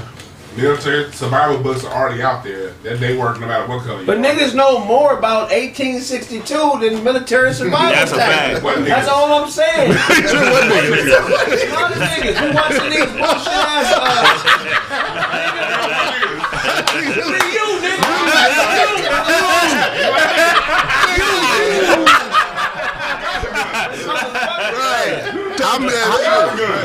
I mean, you shot your shotgun yet? Of course. Having the guns is one thing. Is another thing is knowing how to use that motherfucker. Not just shooting. Yeah. Again, it's a different thing to sit there and shoot that fucking target, bro. My daddy is a shooter. When the motherfucker's shooting at you, all right, that target moving. That's a whole different monster. I'm trying to tell you some real shit. Of course. So just knowing how to shoot in the fucking woods. Or what gun range? It's not enough. Nigga, I can shoot. Not enough. Like I can shoot free throws all day, but I'm not playing on games. You ain't really doing shit. I'm trying to figure out who it is. Cause I'm like all the people that I learned from, along with learning information about history, they also talk to me about guns. Yeah, but it was a one-to-one conversation. The only time I wasn't talking about guns was when I was on that Democratic shit. This nigga. That was literally the only time I wasn't talking about guns. We still talking about this is a perfect story. Tactics though. Like, what I'm saying is this. All I'm saying is the level of importance of self-defense is not high enough in our community. We like the glorious stuff, which is cool. It's good to know about Marcus Garvey and W.E.B. Du Bois and all these great people, but what is education without the ability to protect the mind that learns the education? Let me tell you what it goes hand in hand. Dylan Roof, when he shot up that church in Charleston, South Carolina, he went to the church that Denmark VC planned his revolt out of in 1822. Is that he knew history. He had a Rhodesian flag on his jacket. Okay. Rhodesia is a country that's no more. Right. Rhodesia is the place that killed a whole bunch of niggas. So let me tell you something about these white supremacists. Along with their guns and stuff, they study, because how you see yourself determines how you interact with the world you're in. Right. So if you don't know yourself, and if you only see yourself as this pacifist getting slapped, then that's how you're going to perform in life. If you see yourself as somebody, like I say, going back to history, if you see yourself and the people who look like you as warriors, that's going to inform your present day decisions. What goes together? Let's be honest. Let's keep it 100. Just need more balance. What did Dr. King do that could have teach you that could have protected you in that store getting shot at by a white supremacist? Not a motherfucking thing. The I Have a Dream speech is cool and glorious to listen to and get motivated by, but it's not gonna get a nigga up off you when that gunfire is cracking off. That was. Why aren't we more keen on that type of shit? Is what I'm saying. It's because you talk about one person. If you listen to Malcolm X, you be ready. Real quick, The other they nigga, right. Paintball is a great way to learn this shit like that, because you learn how to actually do shit tactfully. Yeah. They just run up in there and get shot. No, you learn how to actually move as a unit. That shit hurt. That's but getting shot hurt though. That's something that niggas should be doing. You Kraig, no, I'm not tripping. I'm not tripping. Look, I love Dr. King. I love all of our historical figures. I'm saying that we need to flip our focus. You know what I'm saying? I was at Lamert Park with you niggas about 2 months ago, and an OG from 60s named Pretty Boy, who I don't know very well, but I became privy to him because of Kev Mac Videos. Hey, I think Kev Mac Videos deserves an award for the work he's been doing in our community when it comes to getting the appropriate historical context of the gang culture in Los Angeles, right? So Pretty Boy is somebody that did a lot of time. And I was very familiar with him just because of watching him on YouTube and shit, right? So he rolled up to me on the bike. I don't know who was with me. Were you with me? He an older nigga, kind of about blaze colored, long hair, did like 33 years in the pen. He rolled up to me and he said, this is exactly what he said. He was like, what's going on, young brother? I said, man, I'm a big fan, man. Much love, Pretty Boy. He's like, oh, thank you. He was like, man, you better be getting ready. Mm-hmm. He said, all this gangbang shit is stupid. He said, these white folks is coming. Mm-hmm. They coming. He said, I hope you got guns, and I hope you're prepared to defend your family. Yeah. Because these motherfuckers is coming. And I've been thinking about that shit ever since I always had thoughts of it, but what would make the nigga come up to me and say that? So you having dreams of Pretty Boy saying, nigga, it's coming? That's what he got from that story. That's what he got from that story. That's all he heard was it's coming. All he heard was it's coming. I'm sorry, go ahead, Dwight. I'm sorry, go ahead, Dwight. You got me thinking about a Pretty Boy coming, and you ain't going to say, is that Pretty Boy coming? Pause. But he said that. Look at it. Look. But Martin Luther King was one person in a movement that was way larger than Martin Luther King. He was one person that didn't talk about guns. This white boy that shot up that school, that grocery store, he didn't learn anything from goddamn Bob Hope. But I'm sure how to shoot from somebody. Maybe Martin Luther King didn't say it, but Malcolm X talked about having your gun. So did Stokely Carmichael. So did the Panthers. I mean, we want to go back to the Hotep consciousness. Most of them niggas talked about guns. Right. It was literally one move. But we talking about the level of importance. Martin Luther King was literally the only nigga not talking about guns. Don't tell me guns. Hotep unless you give me some bullets. Give me some. You asking for a donation, nigga. Right. Give me some bullets or give me something that would make me viable protection and a viable alliance for you. Asada Shakur was a Hotep. And she shot her ass out that motherfucking prison, and Hotep niggas busted her out of that. Okay. It was the Hotep niggas that had the guns. Where was they at in Buffalo? They weren't in. He knew not to shoot around them. They went out everywhere. Them white supremacists ain't running from no Hotep niggas. The problem is they only fucking with other dark skinned niggas with dreads. The problem is the Hotep shit is cute. You niggas only fucking with niggas that got the look. If a nigga got good wavy hair and a few bitches, you think he a bitch. Fuck you niggas. I get hoes and I'll shoot one of you niggas. The problem is the Hotep niggas are the minority. The majority is the rest of you light-skinned niggas who don't give a fuck about race until niggas get shot. That's the problem. I'm just talking. Niggas don't give a fuck about race until after some. If this didn't happen, and the nigga get talking about on some quote unquote hotep shit, the next comment gonna be why you gotta be on that black shit. Because I know it's coming. Yeah, I got beige raised, because you dark skinned niggas have been trying to put a monopoly on this black conscious shit and you ain't protecting nothing. Dewan. Who the dark skinned Malcolm X? Khalil Muhammad. Khalil who? Khalil Muhammad. Oh, shout out to Errol Spencer's tattooed him to his, on his leg. Khalil Muhammad. It's the coldest motherfucker out there. I'm being ignorant as a motherfucker. Let me ask you this, Dewan. You just said the Hotep niggas came and they blasted them up out of there, right? Similar like the Black Panther Party did the same thing to protect us. You think that'll work today? Like a group of people? No. Organizations don't work. They're going that coon work. Hey, nigga, don't say shit about being a coon, nigga, until I see you out here doing something besides on the internet. Call me a coon in my face, nigga. The group shit don't work. Us having a book, us having a manual, that won't work. It'll just get infiltrated. But it worked before, though, so why won't it work now? Back then, nigga, how are we supposed to learn without instructions? Because they're already out there. No, they're not. Yes, they are. Okay, how come we ain't using them? Because you niggas ain't pick up books. That's why niggas don't read. That's some cool shit. Say niggas don't read the answer. You supposed to be my motherfucking big bro, and your answer is niggas don't read. That ain't the truth. Yes, it is. I ain't met an illiterate nigga that couldn't read ever. This ain't good times, nigga. That nigga over here dressed like Papa Smurf.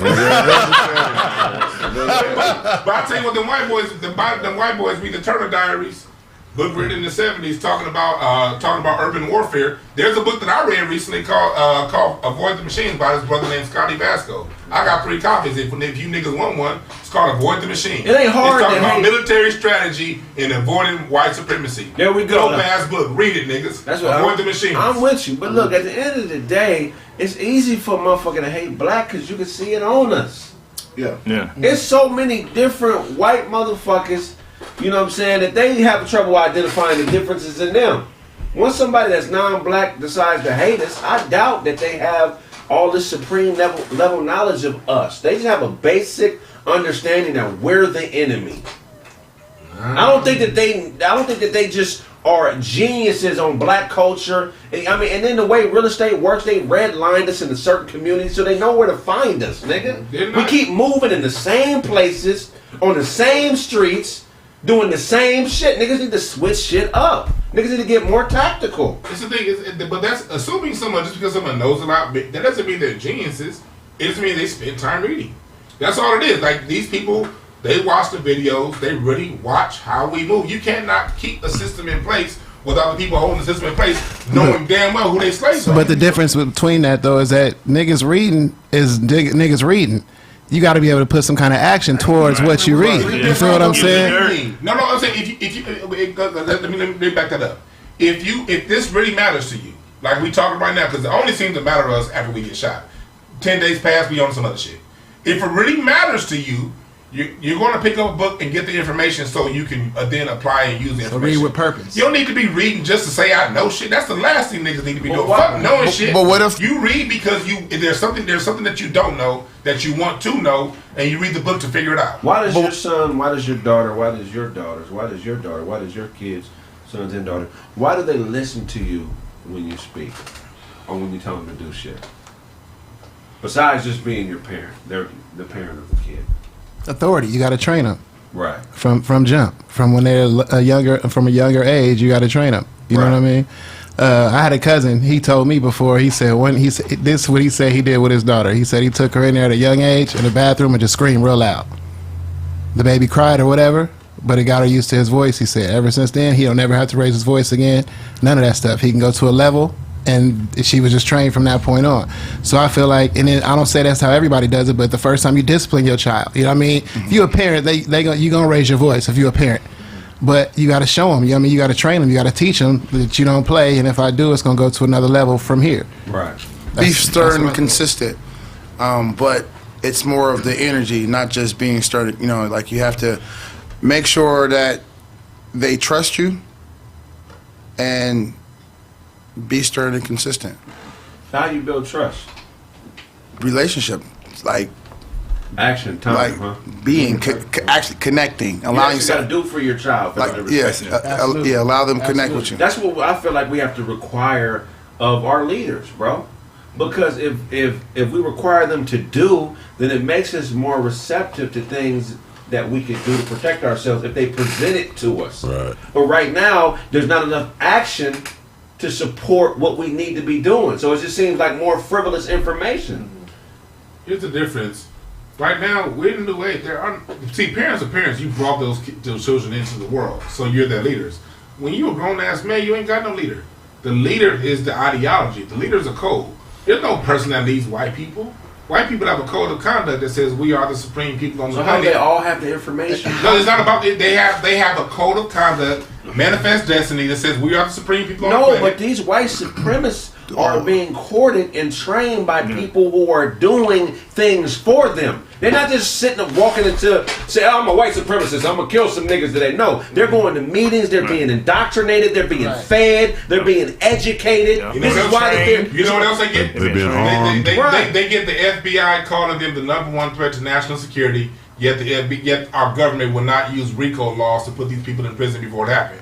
The difference is when you get a black organization like the Panthers who do this, YSL. the YSL, what's the name had going on out of Chicago, Larry Hoover. When you get black people on that level, then RICO charges come in and niggas go to jail before it gets started. Man, that's the difference. The Taliban was a bullshit army that ran these fucking white supremacists off. They didn't really have no crazy weaponry or nothing too crazy, but resilience and a belief in whatever it is that they was trying to do. Shit, they had the United States weapons that they gave them. What I'm saying is to white Russia. It's belief, and it's also, again, they weren't quoting what was happening in motherfucking Afghanistan in 1250 BC. Afghan slave catchers. They didn't give a fuck about none of that. You know what happened? That's a fact. No, you know what it is? Even in Afghanistan. You know what it is? They didn't care about none of that. Nigga, what's happening? Nigga? All they knew was You know that, why? oh, you ain't from around here, we killing you. You know why? You against me, we killing you. I got a homie from Iraq, and we've had this conversation. You know why? It's because they understand the information growing up, and they have such a strong sense of self, such a strong connection to the land, that they'll fight the world's biggest army to keep it. See, you don't use the information to quote it. You use it to inform your decisions. No, nigga. Fuck a quote. You use it because, nigga, this is my land, and I'm standing and I die on this shit. But you only get that when you have some sort of connection to it. If you're not connected to the land, right? If you're not connected to your people, you have nothing to defend. Right, but we have a connection. It's just most people ain't tapped into. So you think we tap into it? We not. The point of the information is to tap into it. That's it. But not to quote. Fuck a yeah, quote. but the way you tap into it ain't dashikis and dreadlocks and bullshit ass cargo shorts and bullshit ass beads. Right, so that ain't blackness, nigga. That's the motherfucking that's propaganda. Hey, you gonna stop talking about my hair and the way Todd dressed? I'm just saying that ain't the way. That ain't the way to it. That ain't the way to it. It's too fucking trivialized and fashionable. It's become way too fashionable, bro. It's action, education, and dedication, bro. So you think that we not fed up enough to get the information? No. We're not educated enough. I mean, I'm saying not educated, but it's gonna take something to give you that fire to get educated. You feel what I'm saying? Right. Other than just I want to go read a book. You know what I'm saying? Playoffs will start tomorrow, nigga. So we distracted. Playoffs start tomorrow. So it's distraction, and it's not. It's not distracting people. Only people who are winning. Yeah, today. It's today. People who want to be distracted will get distracted on whatever drug it is of their choice. You know, whatever TV show, whatever vice. So whatever vice they have, they're going to be distracted. So we don't have a fire enough to overcome all the distractions that are here. What we have in the last 10 years, you've had a lot more black people waking up and being more consistent with this fight, and that's why the reparations of battle is where it is right now. Because you do have a small, very small critical mass that continues to grow year by year. There we go. But it's just a small critical mass. Right. The problem is everyone else is asleep. Everyone else is going to follow whatever's popular.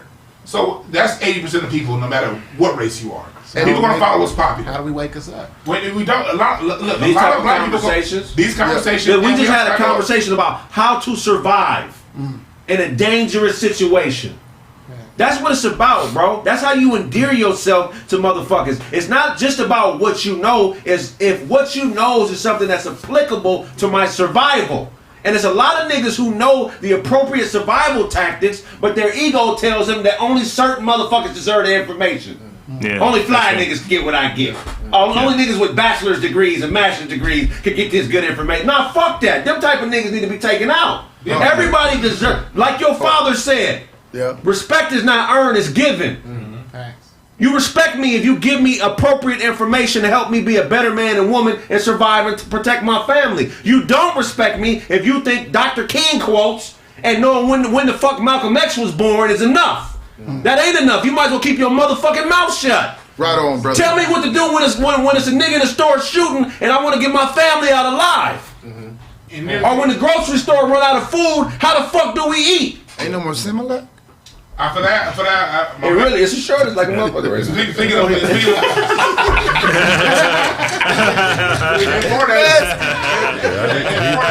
black man I know named Aton Edwards wrote a book called Preparedness Now. Talk about it. He wrote a book called Preparedness Now. Black man named Aton Edwards.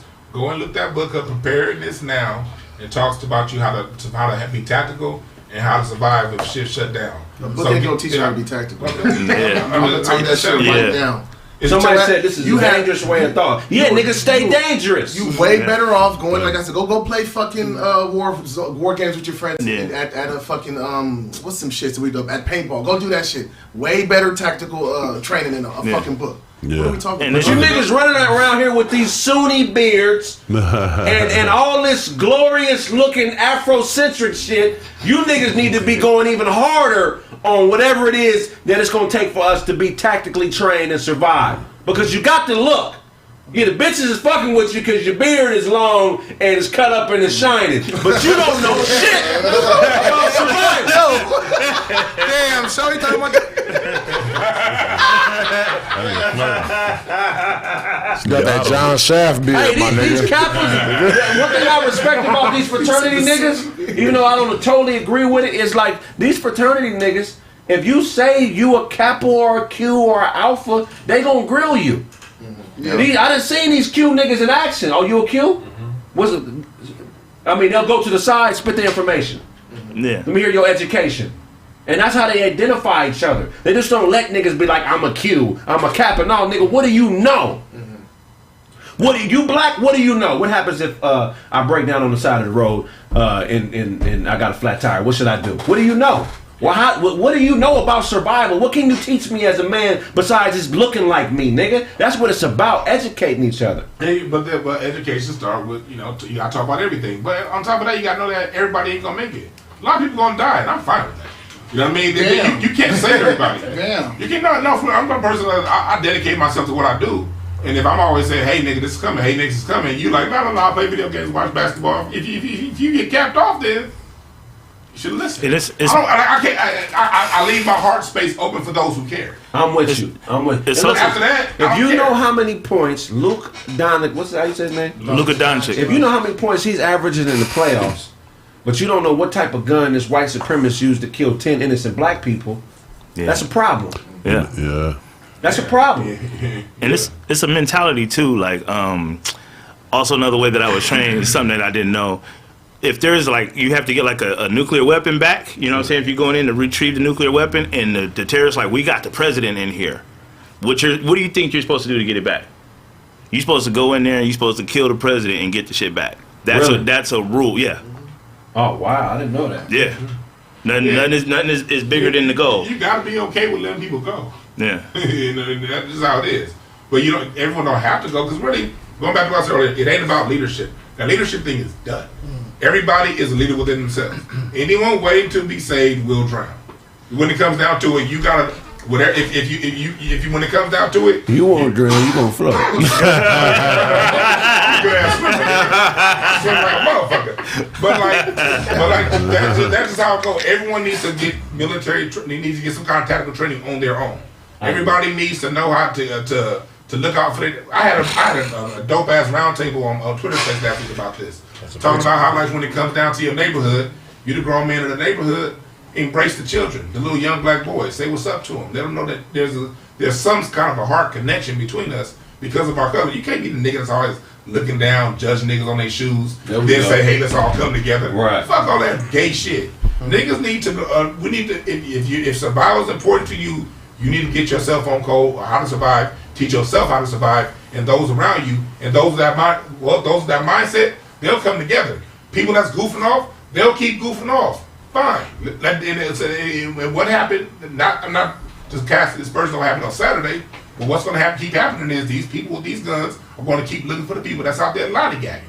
They ain't looking for the niggas with this mindset. So pretty much to put the button on it, just pretty much keep giving the gift of the message of what people should do and hope that they receive receptive ears will pick education. Up. Receptive, that's the thing. You can't control the people who receive the information. No, you can't. You just gotta throw it out there, and those who are on that vibration, they'll pick up on it. The rest of them city niggas won't, and that's fine. And that's what Dewan is saying is truth, man. You gotta put the information out there, and we gotta do with these what did I just say? These Kappa Q niggas. Oh yeah, them. We gotta Greek fraternities. Black should be what you know.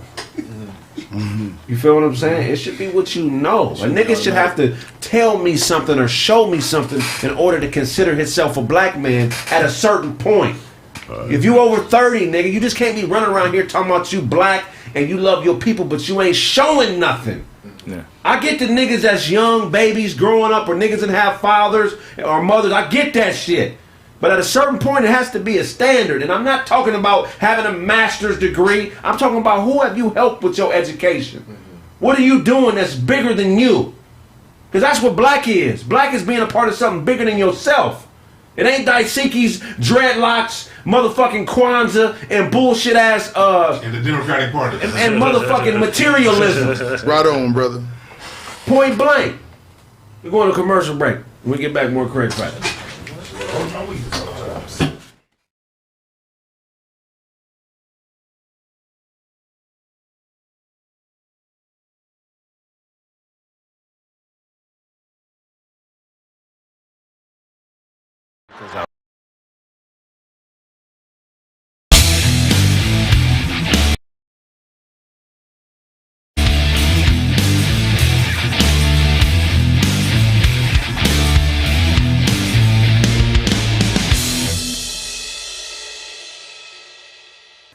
Hey, this next competitor, man, one of my partners, man, I want y'all to make some noise for Big Ja. I think we OD, clear the air like some trees.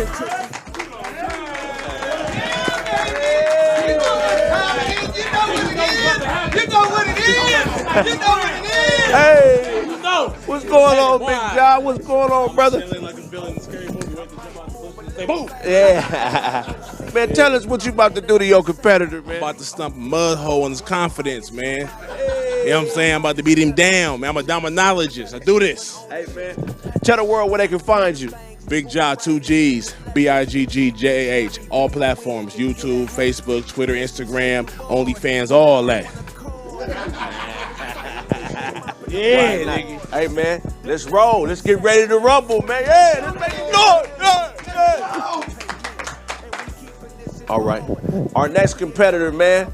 Man, this is one of my close partners, man. Got much love for him. Y'all give it up straight from Moreno Valley, Mobile, California. Y'all give it up for Lunch the General. Really not into violence. Interpretate the silence as prizes.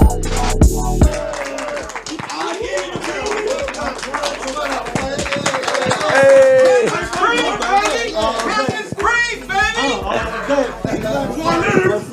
What's going on, Lunch? How you doing, man? Chillin', man. Man, tell these people what you about to do to your competitor. I'm about to hit this nigga with a rock. This big ass nigga, David and Goliath type of shit. I'm gonna rock and hit that nigga. You know what I'm saying, cuz? That's right, man. Tell the world where they can find you. Check me out, Lunch the General. That's Lunch, THA General. Spotify, Apple Music, IG, and wherever else. Pornhub too, if it's on that motherfucker. You know what I'm saying? Check me out. Let's get ready to rumble! Let's get it!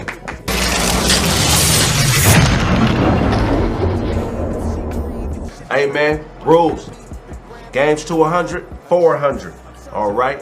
If somebody calls bogey, that's 50 points, but you gotta call the bogey if they play bogey. All right? And, yeah, games to 100. Let's go. Let's rock. Mine's right here. Why? 400. Bam. Let's do it. Somebody gotta watch this. I'm like my man, my first and last time watching this. I'm allergic to the soap around this motherfucker. Let's go. Nigga look like he is. Look ashy.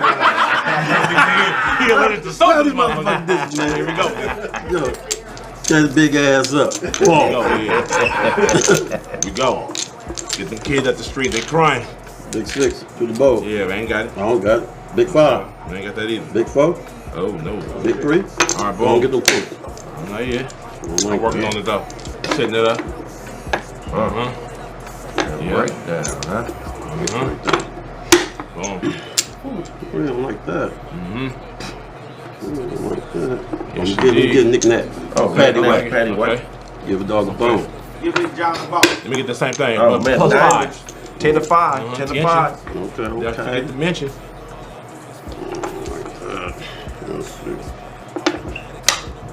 Take it. He running away. I see it. Serious. Yeah, getting serious, though. Serious. You got no 5, huh? I see you run away. Don't do it like that. I'm gonna do it like that. Treachery. Go ahead and do it like that. Okay, I'm gonna go ahead and jump on it. Yeah, I'm gonna get it like that. It's all right. We're gonna get it like that. Boom. Oh. That way. Oh, Like wow. the Yeah, bring it back there. Lay them down like that. Okay. Lay them down like that. Yes, sir. Look at that. Ain't nothing. Wait, I'm setting it up. 15? Oh my God. Domino. You got 10. Oh, my bad, my bad. Oh, Strong, nigga, I'm strong. Yeah. 10 more. What's that, Doug? 30 to 10. Oh, okay. Ja got 10, Lunch got 30. For right now. It's lunch. For right now, it's all good. It's lunch. Let's eat. Let's eat Let's this, eat. It's lunch. Let's eat.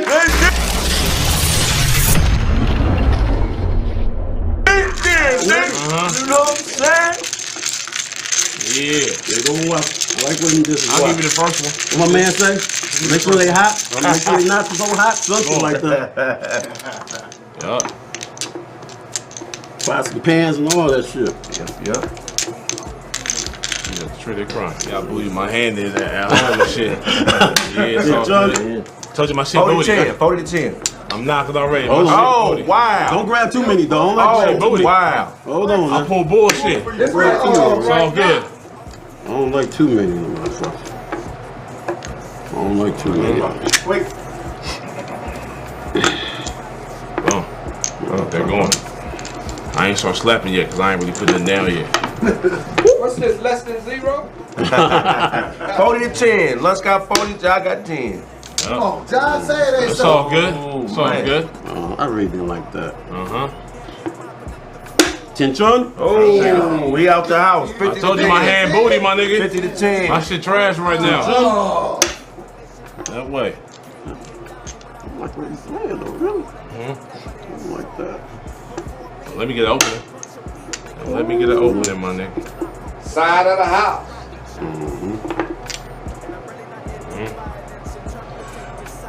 Dime!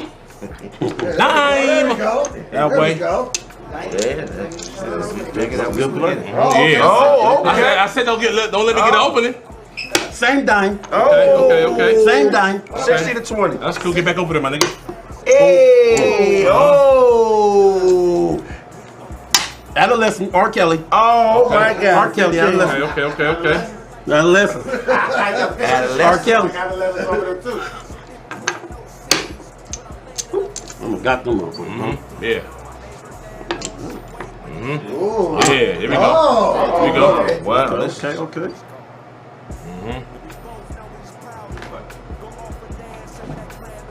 Yeah, thank you. Thank you, buddy. R. Kelly. Bump and grind. He need 10 to go. It's 90 to 20. Let's go. Man, he is canned. Hey, yo, Ja. Hey, my hand was trash from jump though, and niggas at home gonna see it. When y'all watch this, y'all gonna see my hand was trash from the jump. But I'm a savage. I'ma still rock with it. Did you get 7? Nah, here's a big man. Okay. Wait, it's money. There's some money out there. Definitely some money out It's there. a biblical. Hey, I'm still over here. I'm still bullshit. There's some money out there. This is a personal aspect. Arsenal. What you doing? Why I need to go, Greg? This is a biblical. Why I need to go? It is Sunday. David and Goliath. Let's call it. What scoreboard? 90 90 to 20. Oh yeah, he is kicking your ass to the max. Hey, fuck all that, nigga. That shit, man. Let's go, man. Let's go. It's all good. Let's go, baby. Get him up out of here. Okay. That's the dumb though, man.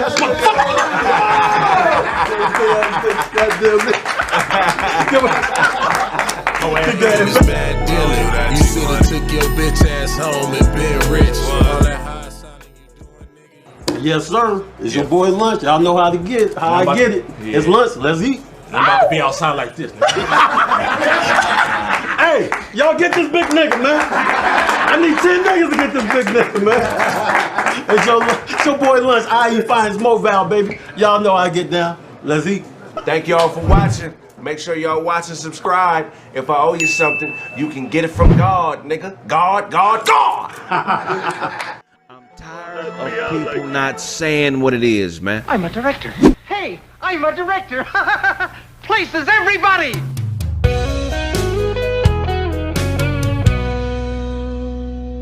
Son, I apologize. I took some risks to provide for you and your mother. It landed me in jail for 8 years, and it took me away from you. Excuse me.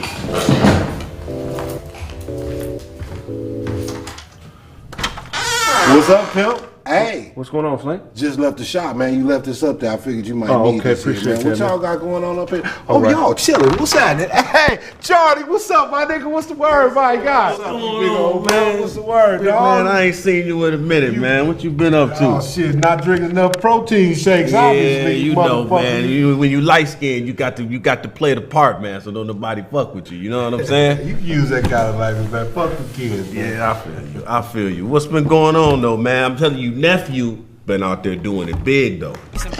All these views, man. What is this nigga doing? This man is a lyrical and creative genius.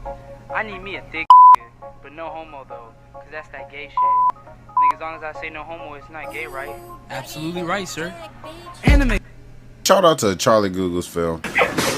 Section, can't call me Poppy, y'all teacher. This is so dumb. Everything about this was iconic. Let me know what you think, bro. I got you. You shit cold. Like, this needs to be the best meme. This needs to be the next Old Town Road. What's going on with you, you big French bull mastiff terrier looking motherfucker, you dog ass nigga, man? You just like your daddy, man. Look at you, boy. You get big. Ah, shit, nigga, I almost broke my hand. You buck. What you feeding this nigga?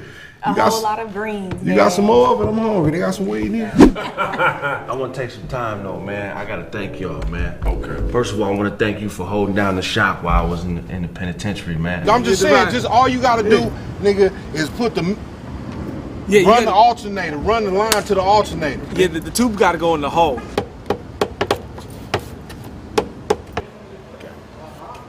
Without you, none of this would be possible. Right on. I love you, man. Much love.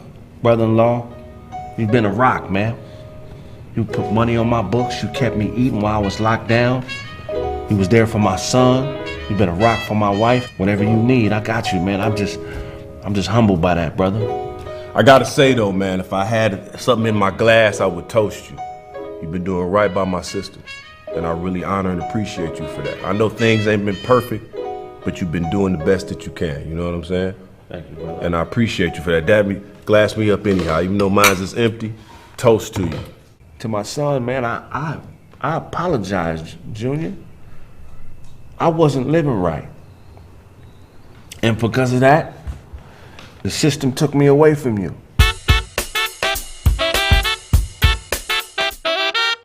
The show you are watching is a paid program or advertisement.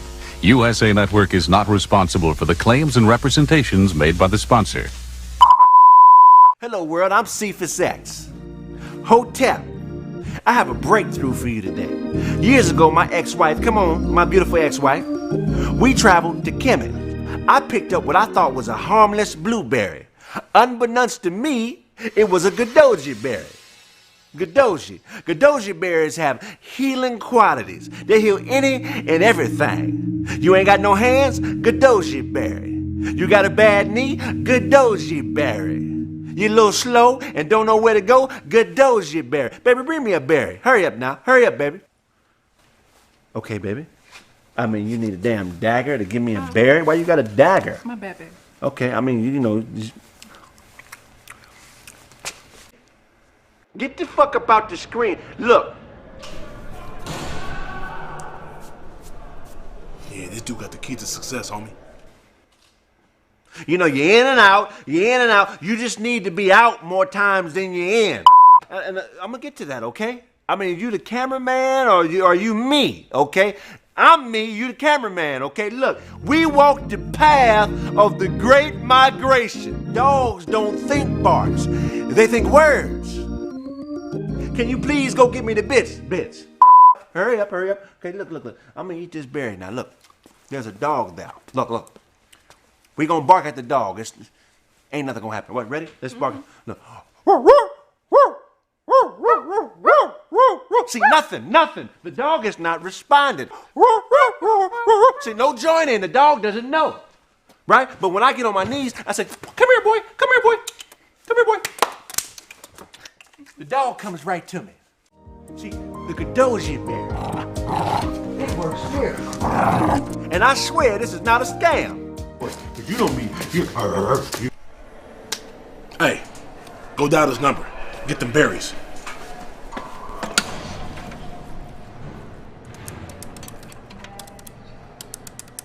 Hello? Hello? Who we can collect calls from, baby? We can collect... Okay, Joker. Hi, can I speak to Cephas X, please? Hold on. I'm trying to get a 3.5 of the Gojoja berry. What? Could you wrap those up in wool? Are you playing? Hang up the phone. Alrighty. That was classic. Why y'all people... Serious callers, please. Okay, caller, how you doing, caller? How can I help you, caller? Yo, Kraig, it's your pops. What? Pop? It's your pops. Code 819. Come on, man, 819. I don't remember. Police!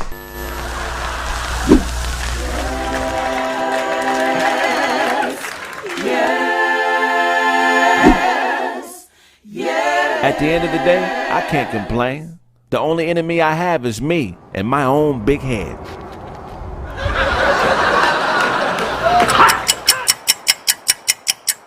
What you say, God? Well, you know I know that. But why wouldn't I do what you're telling me to do now? I'm here because of you, Lord. Because of you, I walk by faith and not by sight. Well, exactly. When I was in the penitentiary, wasn't nobody... Okay. Well, what does that mean to me? Exactly, Lord. Exactly. That's why I love you, God. A personal relationship.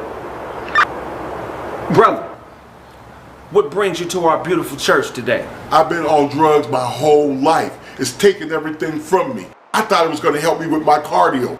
And I can't stop snitching. Listen, man, I got the dope. Right here. He got the dope. I see it. Lord, you've heard this man's heart, God. Bless this man and give this brother a miracle.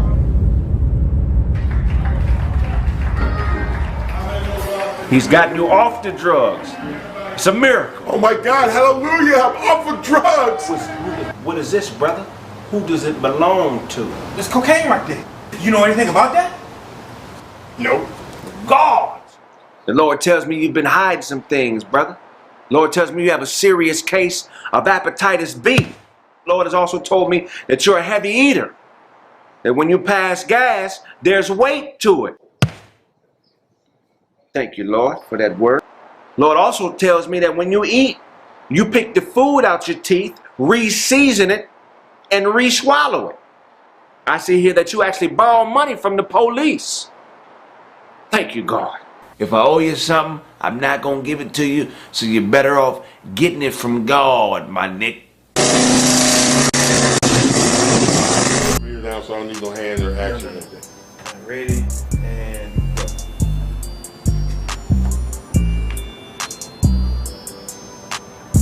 Of hepatitis B.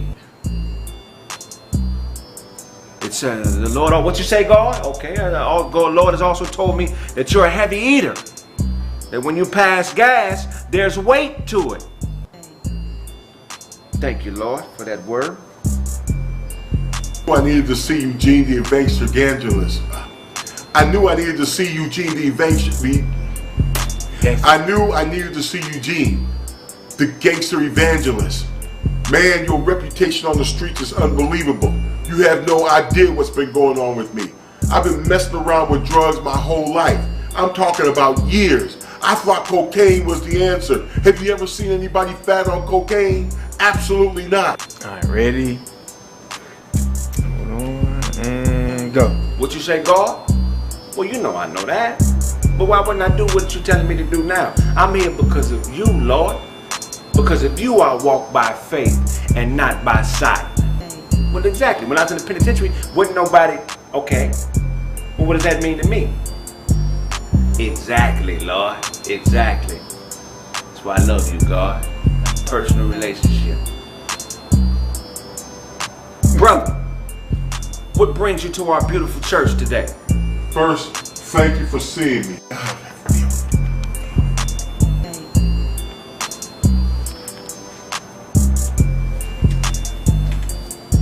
Yes!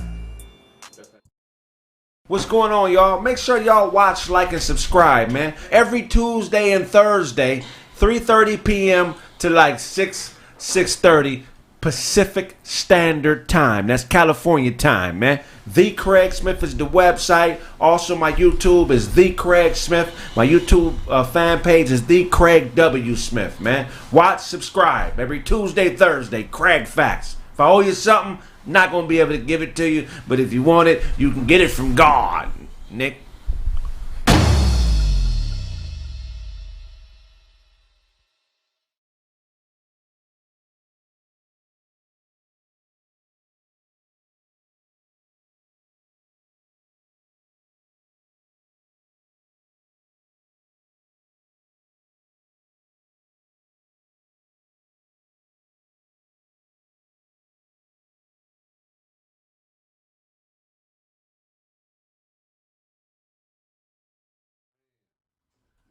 One of the hardest verses ever. Yeah. You got me on that verse. Yeah, that shit first drop, you still respect that shit. That was like the hardest verse. Yeah. Okay, for sure. Man, you know what else is a cold verse that I took my conscience and fried it. Don't give me no hassle, bitch. I've been scoping for weeks. Cause I know y'all got some shit. Them niggas, that's when I was fucking with them heavy, man. Yeah. Boom. Boom, boom, boom. That bone is awesome. It wasn't better than first. It wasn't better than DPG. Better than who? Dog Food. They all. They wasn't better than. Dog Food album was the best duo album. That's the best West Coast album. Dog Food is that called. That album is not a group album. I mean, it's not a duo album. It's a group album. You think that's better than Equipment Eye? That's a duo. I'll still bump a DPG album. Outkast is duo. He said that's duo album. Nigga, you crazy. That's how I do it. Did you say Kraig? You said duo album or what? Yeah, duo's different. You think that's better than Equipment Eye? Dog Food? It's close. Dog Food's one of the greatest albums ever. They said I ain't got no love for no hoes in harmony. That nigga corrupt one there. That's what I'm saying. Yeah. The model of the day. That's what I was saying. We had this shit is it just came from her nigga saying something about like smoke Corrupt is one of the dopest rappers ever, but he just be more focused on lyrics, but it don't be hella insight. Yeah, Andre 3000, you'd be like, not only was that a bar nigga, but dropping game. Philosophical. Yeah. Dad's a big boy.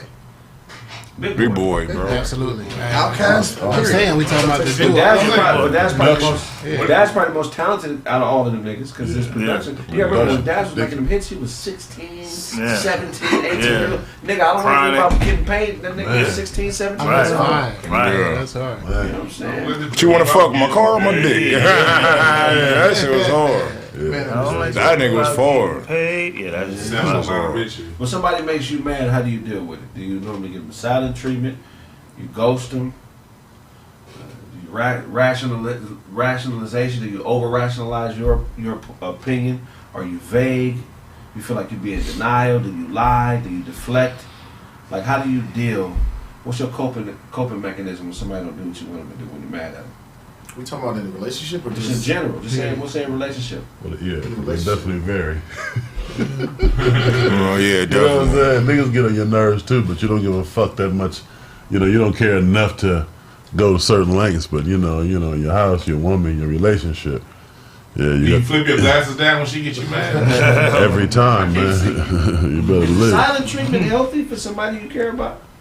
It depends. Because the silent treatment is also sending a message as well. You know what I mean? So that forces her to have to think about what she did to give it space, and you're not adding or saying anything that may dilute whatever she needs to do. You gotta say something like just a silent treatment out of nowhere, not out of nowhere. You know what I mean? If she knows what's up, and then you're like, look, you fucked up, and like we just go. Let me calm the fuck down because I'm gonna say something crazy. Right. Yeah, that's gonna be a silent. It also, I think you don't say the wrong thing. It also gives the other person time to appreciate your value because you're not there. You feel what I'm saying? So they get to fill that void. You know what I mean? Like, I don't give a fuck about you. I'm out.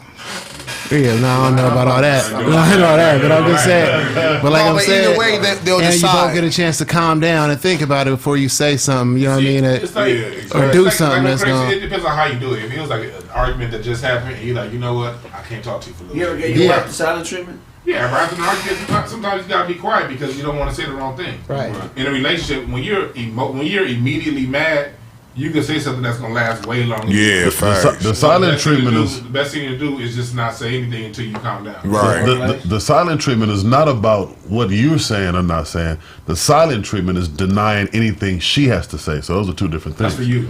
No, that's period. He said the silent treatment, man. We're not talking about. She can still talk. She's the solid treatment, so it's not. Well, of course she can. Of course she can talk. I'm just not acknowledging the shit. That's what I'm saying. You can't control a human being. That's what it's your woman. That's her pussy. Period. You like her to do certain things. You know what I'm saying? But.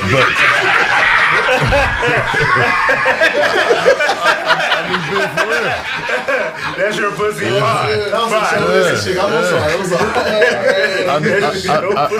was being a chauvinist. Don't I know y'all big players, man, and y'all own them and all. You know, I'm just a realist, man. I know it ain't mine ever. You know what I'm saying? It's just your time. But the silent treatment, by definition, man, it has nothing to do with what you have to say. It's about blocking off what they have to say. But that would depend on who you are. What do you mean, depend on who you are? Because I know when I get silent because I know that what come off my mouth next could be some shit that I'm going to regret. No, that's you getting silent. If you say, that's why I did shit, that's shutting down. I shut down because I don't want to get reckless. When he asked the question of, do you give your wife the silent treatment? I'm just, you know what I'm saying? It's a both end, like, you have a ponytail and a shag. So it's a both. It's a both. Both couldn't be true. I get it.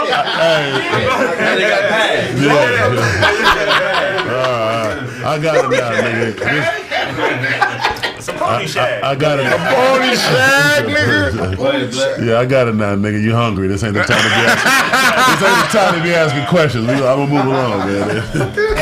But that would be ghosting, though, right? Because you would have to cut off all communication or whatnot. Because what I'm saying is, I'm saying that's dope. But if she can still text you and call you and shit and get her message across, you know what I mean? No, you would have to ghost them or something, right? When you tell somebody to shut up, they don't actually have to shut up.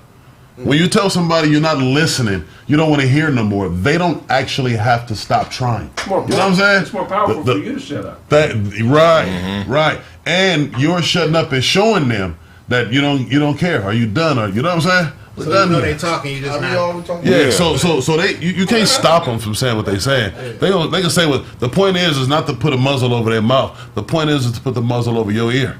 Now you can talk till you're blue in the face. I'm enjoying this video game. I'm enjoying, you know what I'm saying? No, real shit. That's the silent treatment. Yeah, that's you know. That's the two different. That's what I'm there's saying. like some new ones that I don't know. But what Dewan's saying about, sometimes we get carried away. Sometimes it's in the heat of the moment. Sometimes we're not 100% sure, and we don't want to overdo it.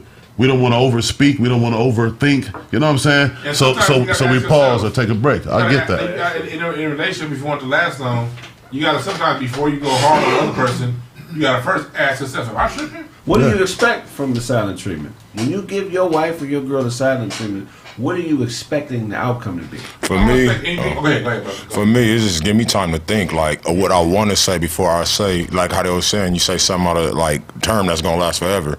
So when I'm doing the silent treatment, it's like, leave me the fuck alone real quick, you know what I mean? So when I get my thoughts together, I'm able to come at this shit more strategically, you know what I mean? More conscious. So you Into the got mic. So you got to step back and bark into your head and then go back and apply it. Definitely not. That nigga look like a Fat Albert member, nigga.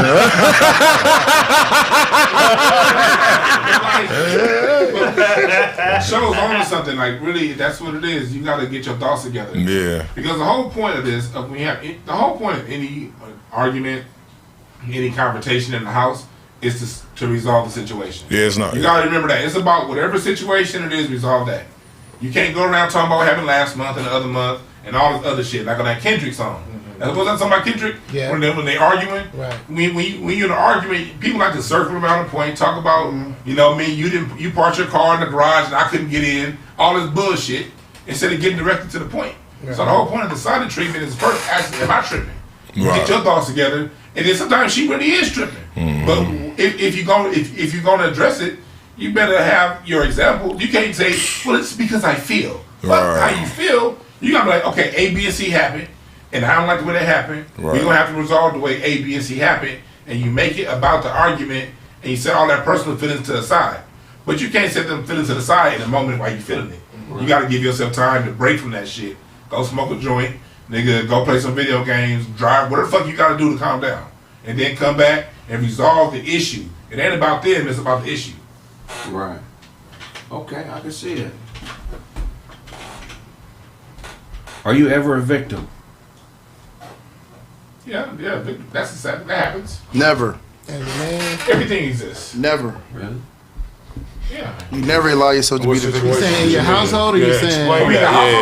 Explain it more. Like when you do something wrong, do you ever play the victim role? No, play it, no.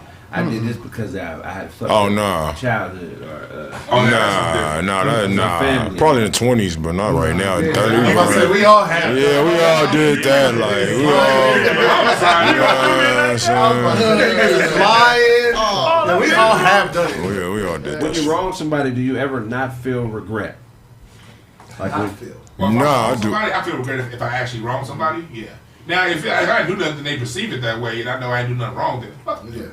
But if I actually did something wrong, yeah, I feel guilty like a motherfucker. Nah, for real, hell yeah. I feel like apology, you know what I'm saying? Accountability is everything. Like, that could change. For me, if I feel like somebody did me wrong, I came at them and told them, and they took accountability, I'm like, oh, that could change the whole situation, you know what I mean? when have you done something wrong and you've not felt regret?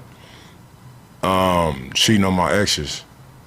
You know what I mean? I was like, you know, that was like something like, okay, it was in a moment, you know what I mean? Like, when you're young and don't really give a fuck, like, you know what I'm saying, who the fuck you with at that time in the moment, you know what I'm saying? Or you just being young, nigga, it's just like, okay, so what? Like, you might miss out on an opportunity on the next snatch, so. That's what the 20s are for. Yeah, you know what I mean? But can we blame it on just being young? Talking to the mic. mic. I mean, what are you doing? Mike said that nigga Tam, nigga. I'm saying, once you know. Microphones.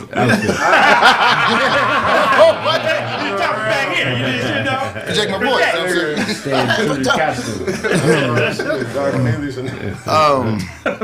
Fuck, man.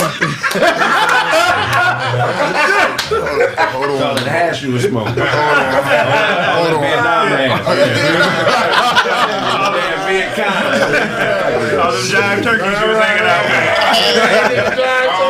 They over here looking like Coach Sheets from Cool High. That's like Terrence Howard and dead presidents, nigga. He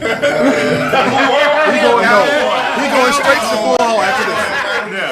Cowboys Straight to the ball after this. We'll hustle some niggas. That nigga dressed like an old school pool shark. Hey, when was the last time you said, can you dig it? No, it was yesterday, nigga. He looked like the real kid from Harlem Nights that done grew up. Nigga dressed like he in Cool I ain't High, giving you man. shit. I dressed like yesterday. Collect money for Nicky Barnes. That came with a switchblade. He got a black exploitation. That nigga look like the refs from the Warriors. Globetrotter season ticket holder. I know Meta like living personally. I did when he started the bullshit. Show you right. It's like he was in Cadillac Records. Brother, it was Chess Records, brother. That's just the name of the movie. Don't get it right. I know that nigga roller skated up here. They like sweets.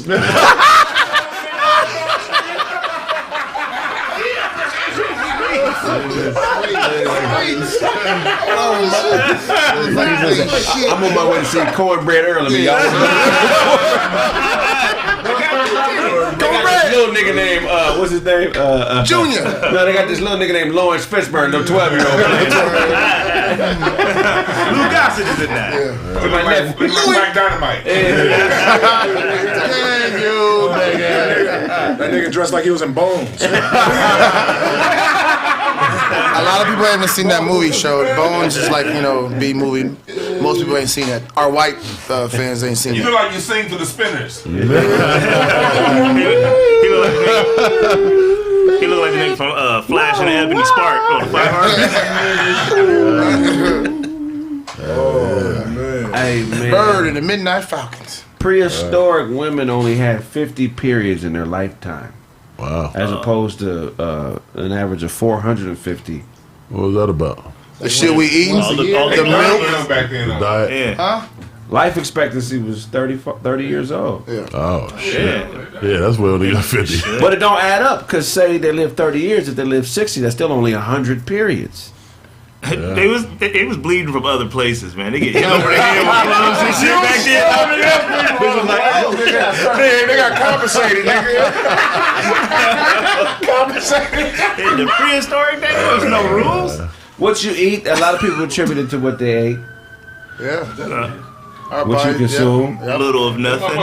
Back in the days. They wasn't letting their women eat back then. Each other. Two beans.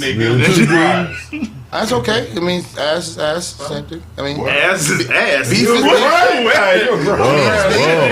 Meat is meat. I mean, why did you stop? Stop. I'm just saying. I know we bought That nigga said. Yeah, 30 years. Like That's how much their height. Like they was like. Yeah, a lot smaller. I don't know the average height. They wouldn't drink the milk like that, man. That's crazy. But I guess what people ate really affected how long they lived and every other aspect of life back in the day. Yeah. You know what I'm saying? Shout out to the Industrial Revolution and Industrial Revolution. Yeah.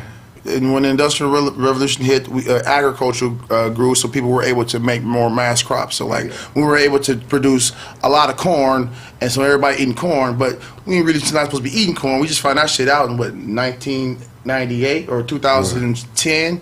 But we were eating corn and everything. They had corn flakes, everything. Corn, everything. Just corn. Well, let me ask you something. So, I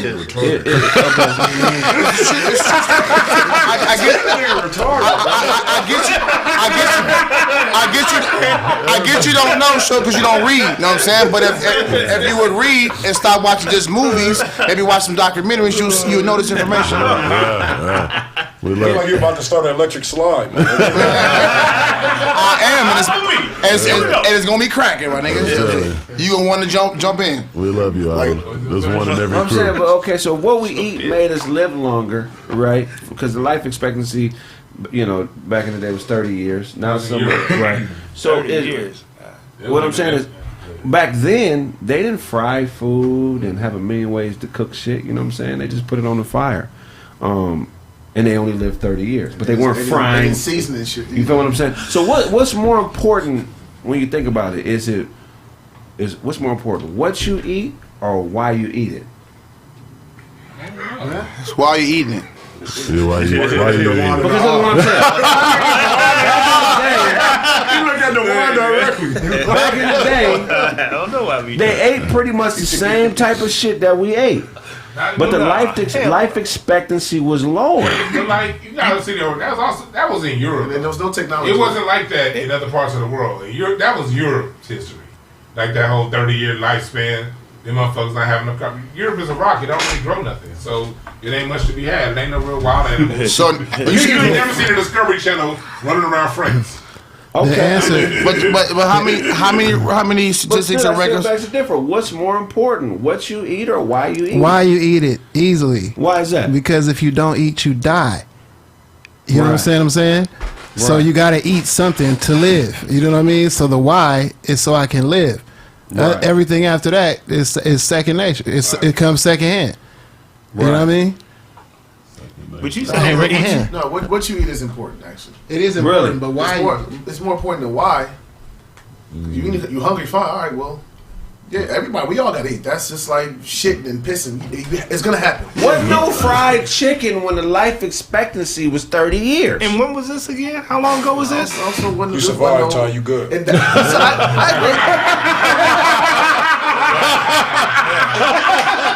So you think we all survived, Sean? You think that technology didn't have nothing to do with people living longer? I think most definitely. Yeah. More than food. We still It's the comfort. Everybody's not out in the fields working and having to survive. Niggas is sitting on the couch getting fat. Niggas wasn't able to get fat back then. But we're living longer. Yeah, that's what I'm saying. Drugs. You know what my grandfather said? He's 98 years old. And I was like, man, Poppy, how'd you make it? He said, yeah, I'm 98, and I eat meat every day. And he said, they tell you not to eat meat. That shit done got me 98 years, and my doctor dead. Right. So I think a lot of it has to come down to you just being true with you and finding going what works best for you, and not having the guilt about it. You know what I mean? Because at the end of the day, rest in peace, but Layla Africa was the greatest eater of all time. That motherfucker he died at 74 years old. Being connected with what you eat. What do you mean? If you eat to survive, here's what I think is an error, and I might be wrong. But if you eat to survive, you'll eat anything. What do you mean? Like back in the time when life expectancy was 30 years, them niggas would eat anything. I think why you eat is more important because it's not really about what you eat, it's what you choose not to eat. Real tough. You feel what I'm saying? Metaphorically and food wise. No, facts. Because everything was healthier 1,000 years ago. Right. There was no fruit snacks, no fried chicken. But somebody back then ate a handful of poison ivy. You know what I'm saying? Like, definitely. So it was some bullshit out there too. But that's eating to survive. That's funny. Yeah. And this was education too, so they we don't even have the food. We don't even have the right teeth to eat meat. So then they learn, like, do not eat that plant. It's supposed to be a plant-based diet. We eat meat because the animal came to us. It was easy to catch.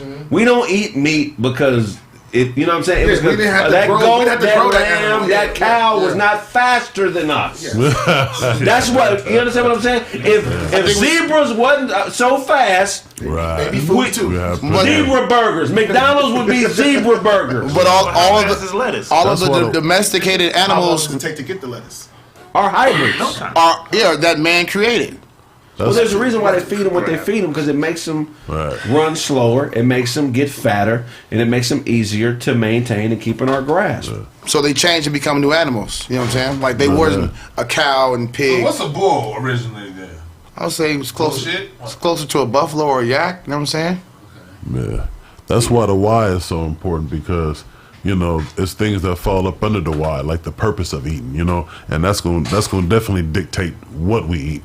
Because if we're eating for purpose, for gain of energy, of muscle, of there's things above survival, that why gonna cover a lot of shit. It covers everything, man. Yeah, all the important stuff. You gotta watch what you're consuming, and when somebody's trying to get you to consume something that is not appropriate, foods that aren't appropriate, and even if you eat shit that isn't appropriate by choice, that should be considered either attempted murder or attempted suicide. If a motherfucker gives you fried chicken, they are trying to kill you. Stupid. It just seems cool because it tastes good. What if a nigga fried a bullet and shot you with it, Duane? Would you be his friend? Probably. That shit hurt, but it tasted good. I will be Leroy from The Last Dragon. I catch that motherfucker with my teeth.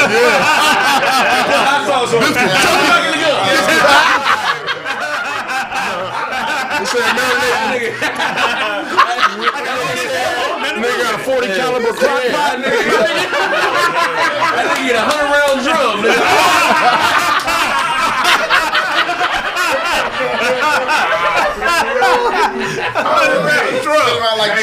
Like cherry seeds. I'm fat, but Kraig got stretch marks around his collar.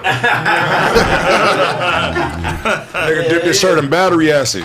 Yeah, motherfuckers is trying to kill McDonald's is trying to kill you. Church's Chicken is trying to kill you. They need to be charged with attempted murder. And if you go there willingly, they need to have a suicide charge too.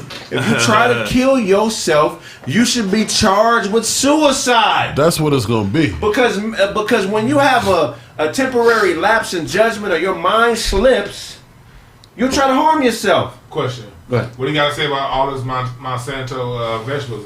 Attempted murder. That's attempted murder. It's like you can be buying what you think is right from the store, but those are modified seeds. Somebody said nobody makes you eat that. Nobody makes you take a bullet either, you stupid ass. It happens.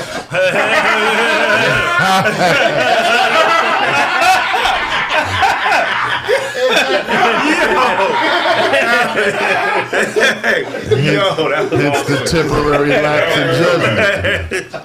You know what I'm saying? Alcohol, the same thing. This is attempted suicide right here. It's great. He's great. Yes. We eat worse. The fruit of the vine. The Bible said it's cool. But the weird thing is, we eat worse The Bible than trying to kill us ancient too. motherfuckers. We eat worse than them. We eat way worse than them. Fuck no, dude. Bro. We eat way worse. They was eating more fresh food. They didn't even know what that shit was. It wasn't no hybridized food. Niggas was out there eating sticks. They didn't know what that shit was back then. We currently eat worse than them. We cook our food terribly. No, but we're eating meat that's been dead for a year. But we've been programmed irregularly though. These niggas were killing food and eating it right then. That they cut it up. All the cow, the burger you ate yesterday, been dead since 2020. Nah, real shit.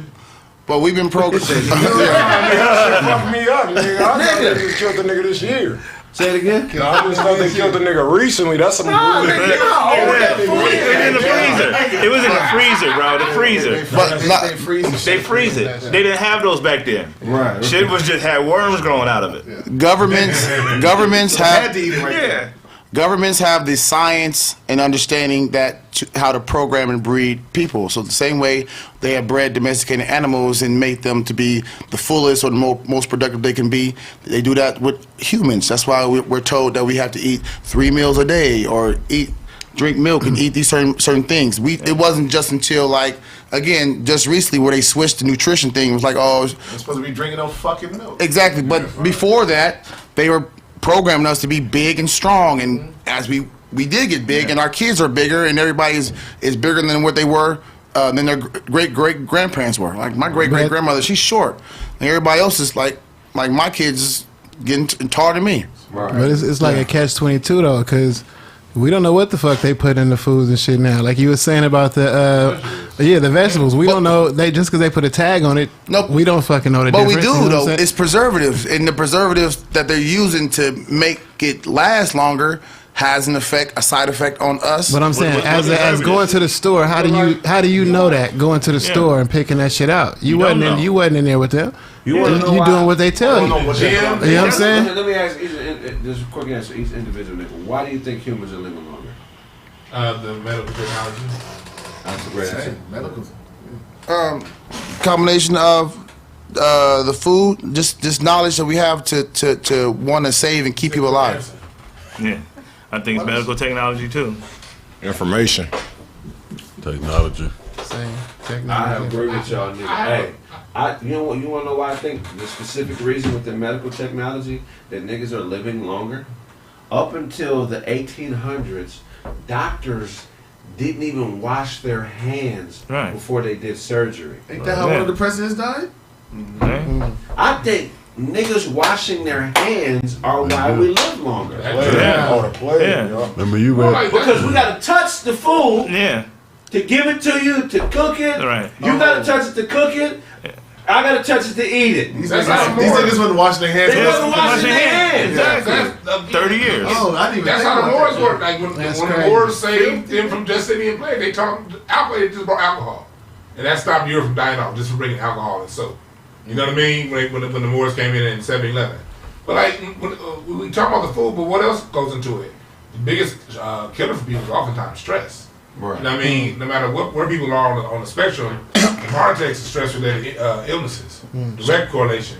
So that's what we do. Is the music we consume, the TV we watch, and the media we watch. Is the media also play a part of this when they play coronavirus 24/7? Wait. The fuck out of people. Wait, but the people back then died sooner, so were they more stressed out than we are? Because we live longer. No, they wasn't washing their hands. Yeah. Right. No, I'm talking about They couldn't now. food on the floor and shit. Like things like cancer almost didn't exist back then. They died from natural causes. Cancer didn't really become a big thing until the 70s, and a direct correlation to when both men, after women entered the workplace.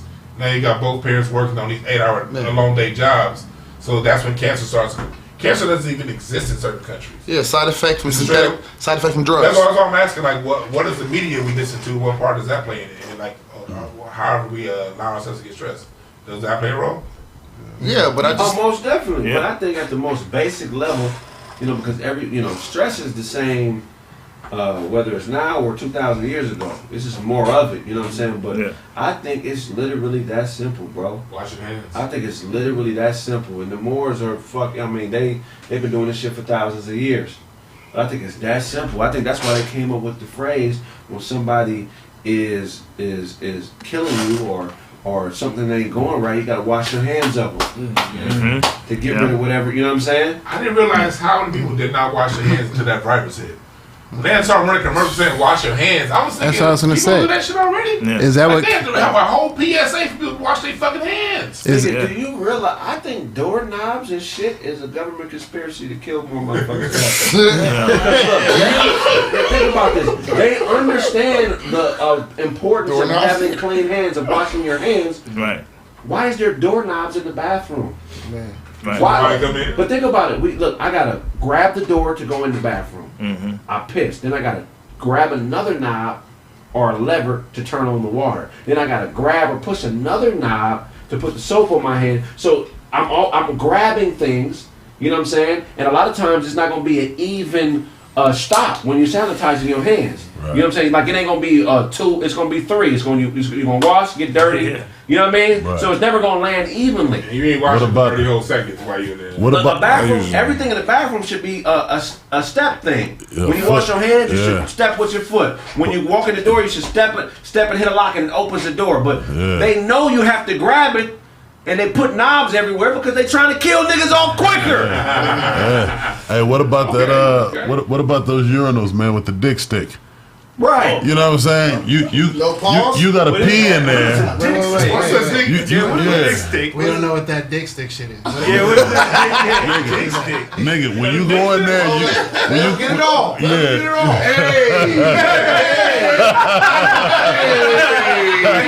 Why is that so different when you say it? Yeah, right. It sound like a glory hole, nigga.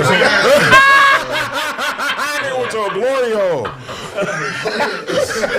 Hey, for real shit though, you go in there, you got those urinals, you got to piss in there, and in order to flush it, soon as you finish this handing in your Johnson, you got to reach up there and grab the stick to flush the toilet. Who the fuck invented that? Elbow that.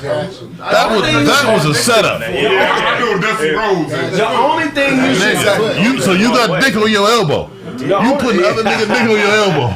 That's it's dick on you regardless of where it's at.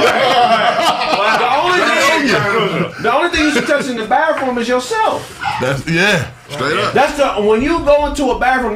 But it's not set up that way, nigga. Right. It's a fucking trap, bro. What you think was the effect of COVID? The washing your hands portion?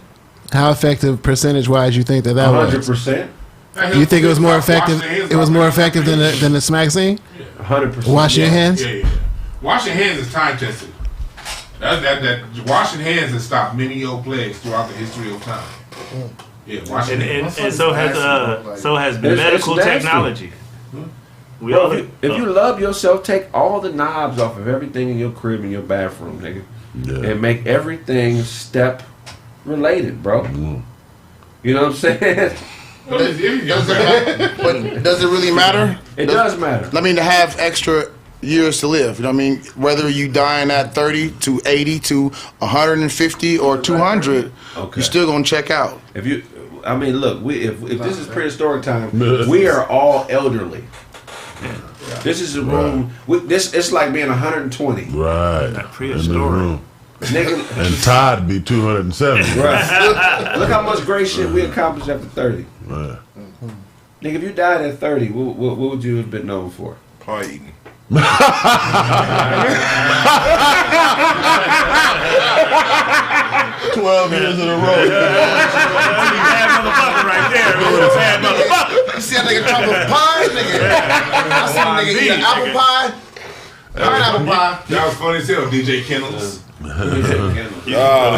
feel you to wait. You said that last week. I want niggas here this week.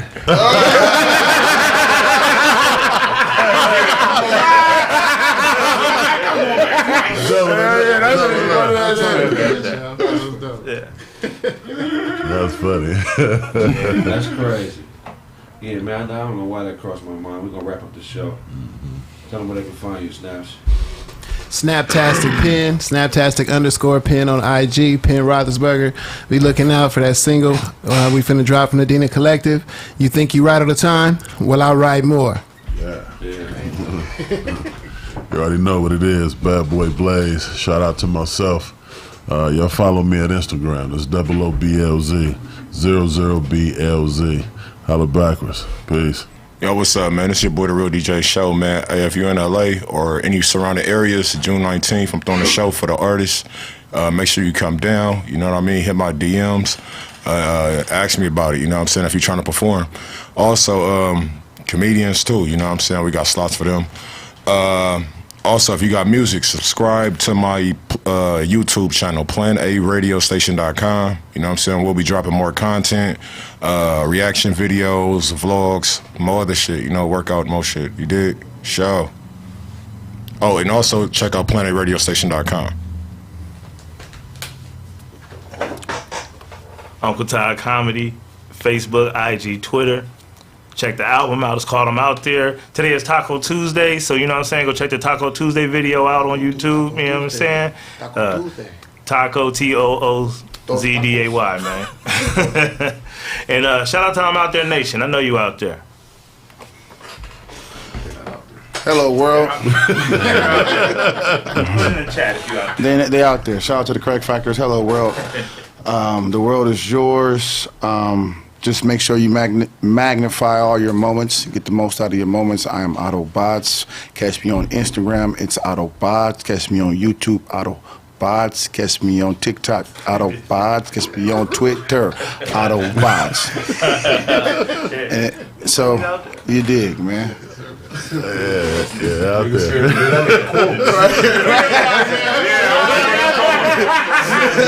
can have it. What you gonna say out there? Let me say about it. I thought y'all fuck with me, man. See what I'm talking about? What? Y'all fuck like, never mind. You good? I'm great, man. Everybody. Check, Baquanu. Hey! Man, regular _DOZ. I ain't got nothing going on right now. Shit. I'm glad to be back. I love everybody. I love you. We love you too. Yes, sir. InstantNashRate.com. Check out my Kendrick Lamar album review I did, decoding some of the messages behind it. I know I said the book is coming out, but I read it again. I don't like it. So I'm rewriting it again. The book I'm writing. Oh, okay. Yeah, it's done, but I don't like it. So I'm rewriting it. So it's to be determined. So whenever it come out, it's gonna be fire. Dealing with it's gonna be dealing with communication and how to solve conflict within the home in a loving manner. How to be a buster in an educated way. Just whoop the bitch's ass. That's how you solve things. That's why I should have called it how to resolve arguments without putting hands. That's catchy as a motherfucker. But yeah, that's the book is about. But it's kind of corny right now, so I'm rewriting it to spice it up some. So that's coming out, and then my drum sample is gonna be on swagsample.com starting I think in June. I'll let y'all know when that shit is out. Awesome. And then Incense and Ashtrays is also now on Spotify and Apple Podcasts. Incense and Ashtrays. Look at that. Congrats, man. Congrats on that, man. Spice it up. Spice it up. Spice it up. Look at that damn oregano on there. Hey, man. What the case boss? Heck yeah, listen to the podcast everywhere, Spotify, Apple Music, anywhere they stream podcasts. You can listen to Kraig Facts. We're here every Tuesday and Thursday. And we really appreciate y'all's support. If I owe you something, get it from God. God. Hey, man, y'all niggas ready to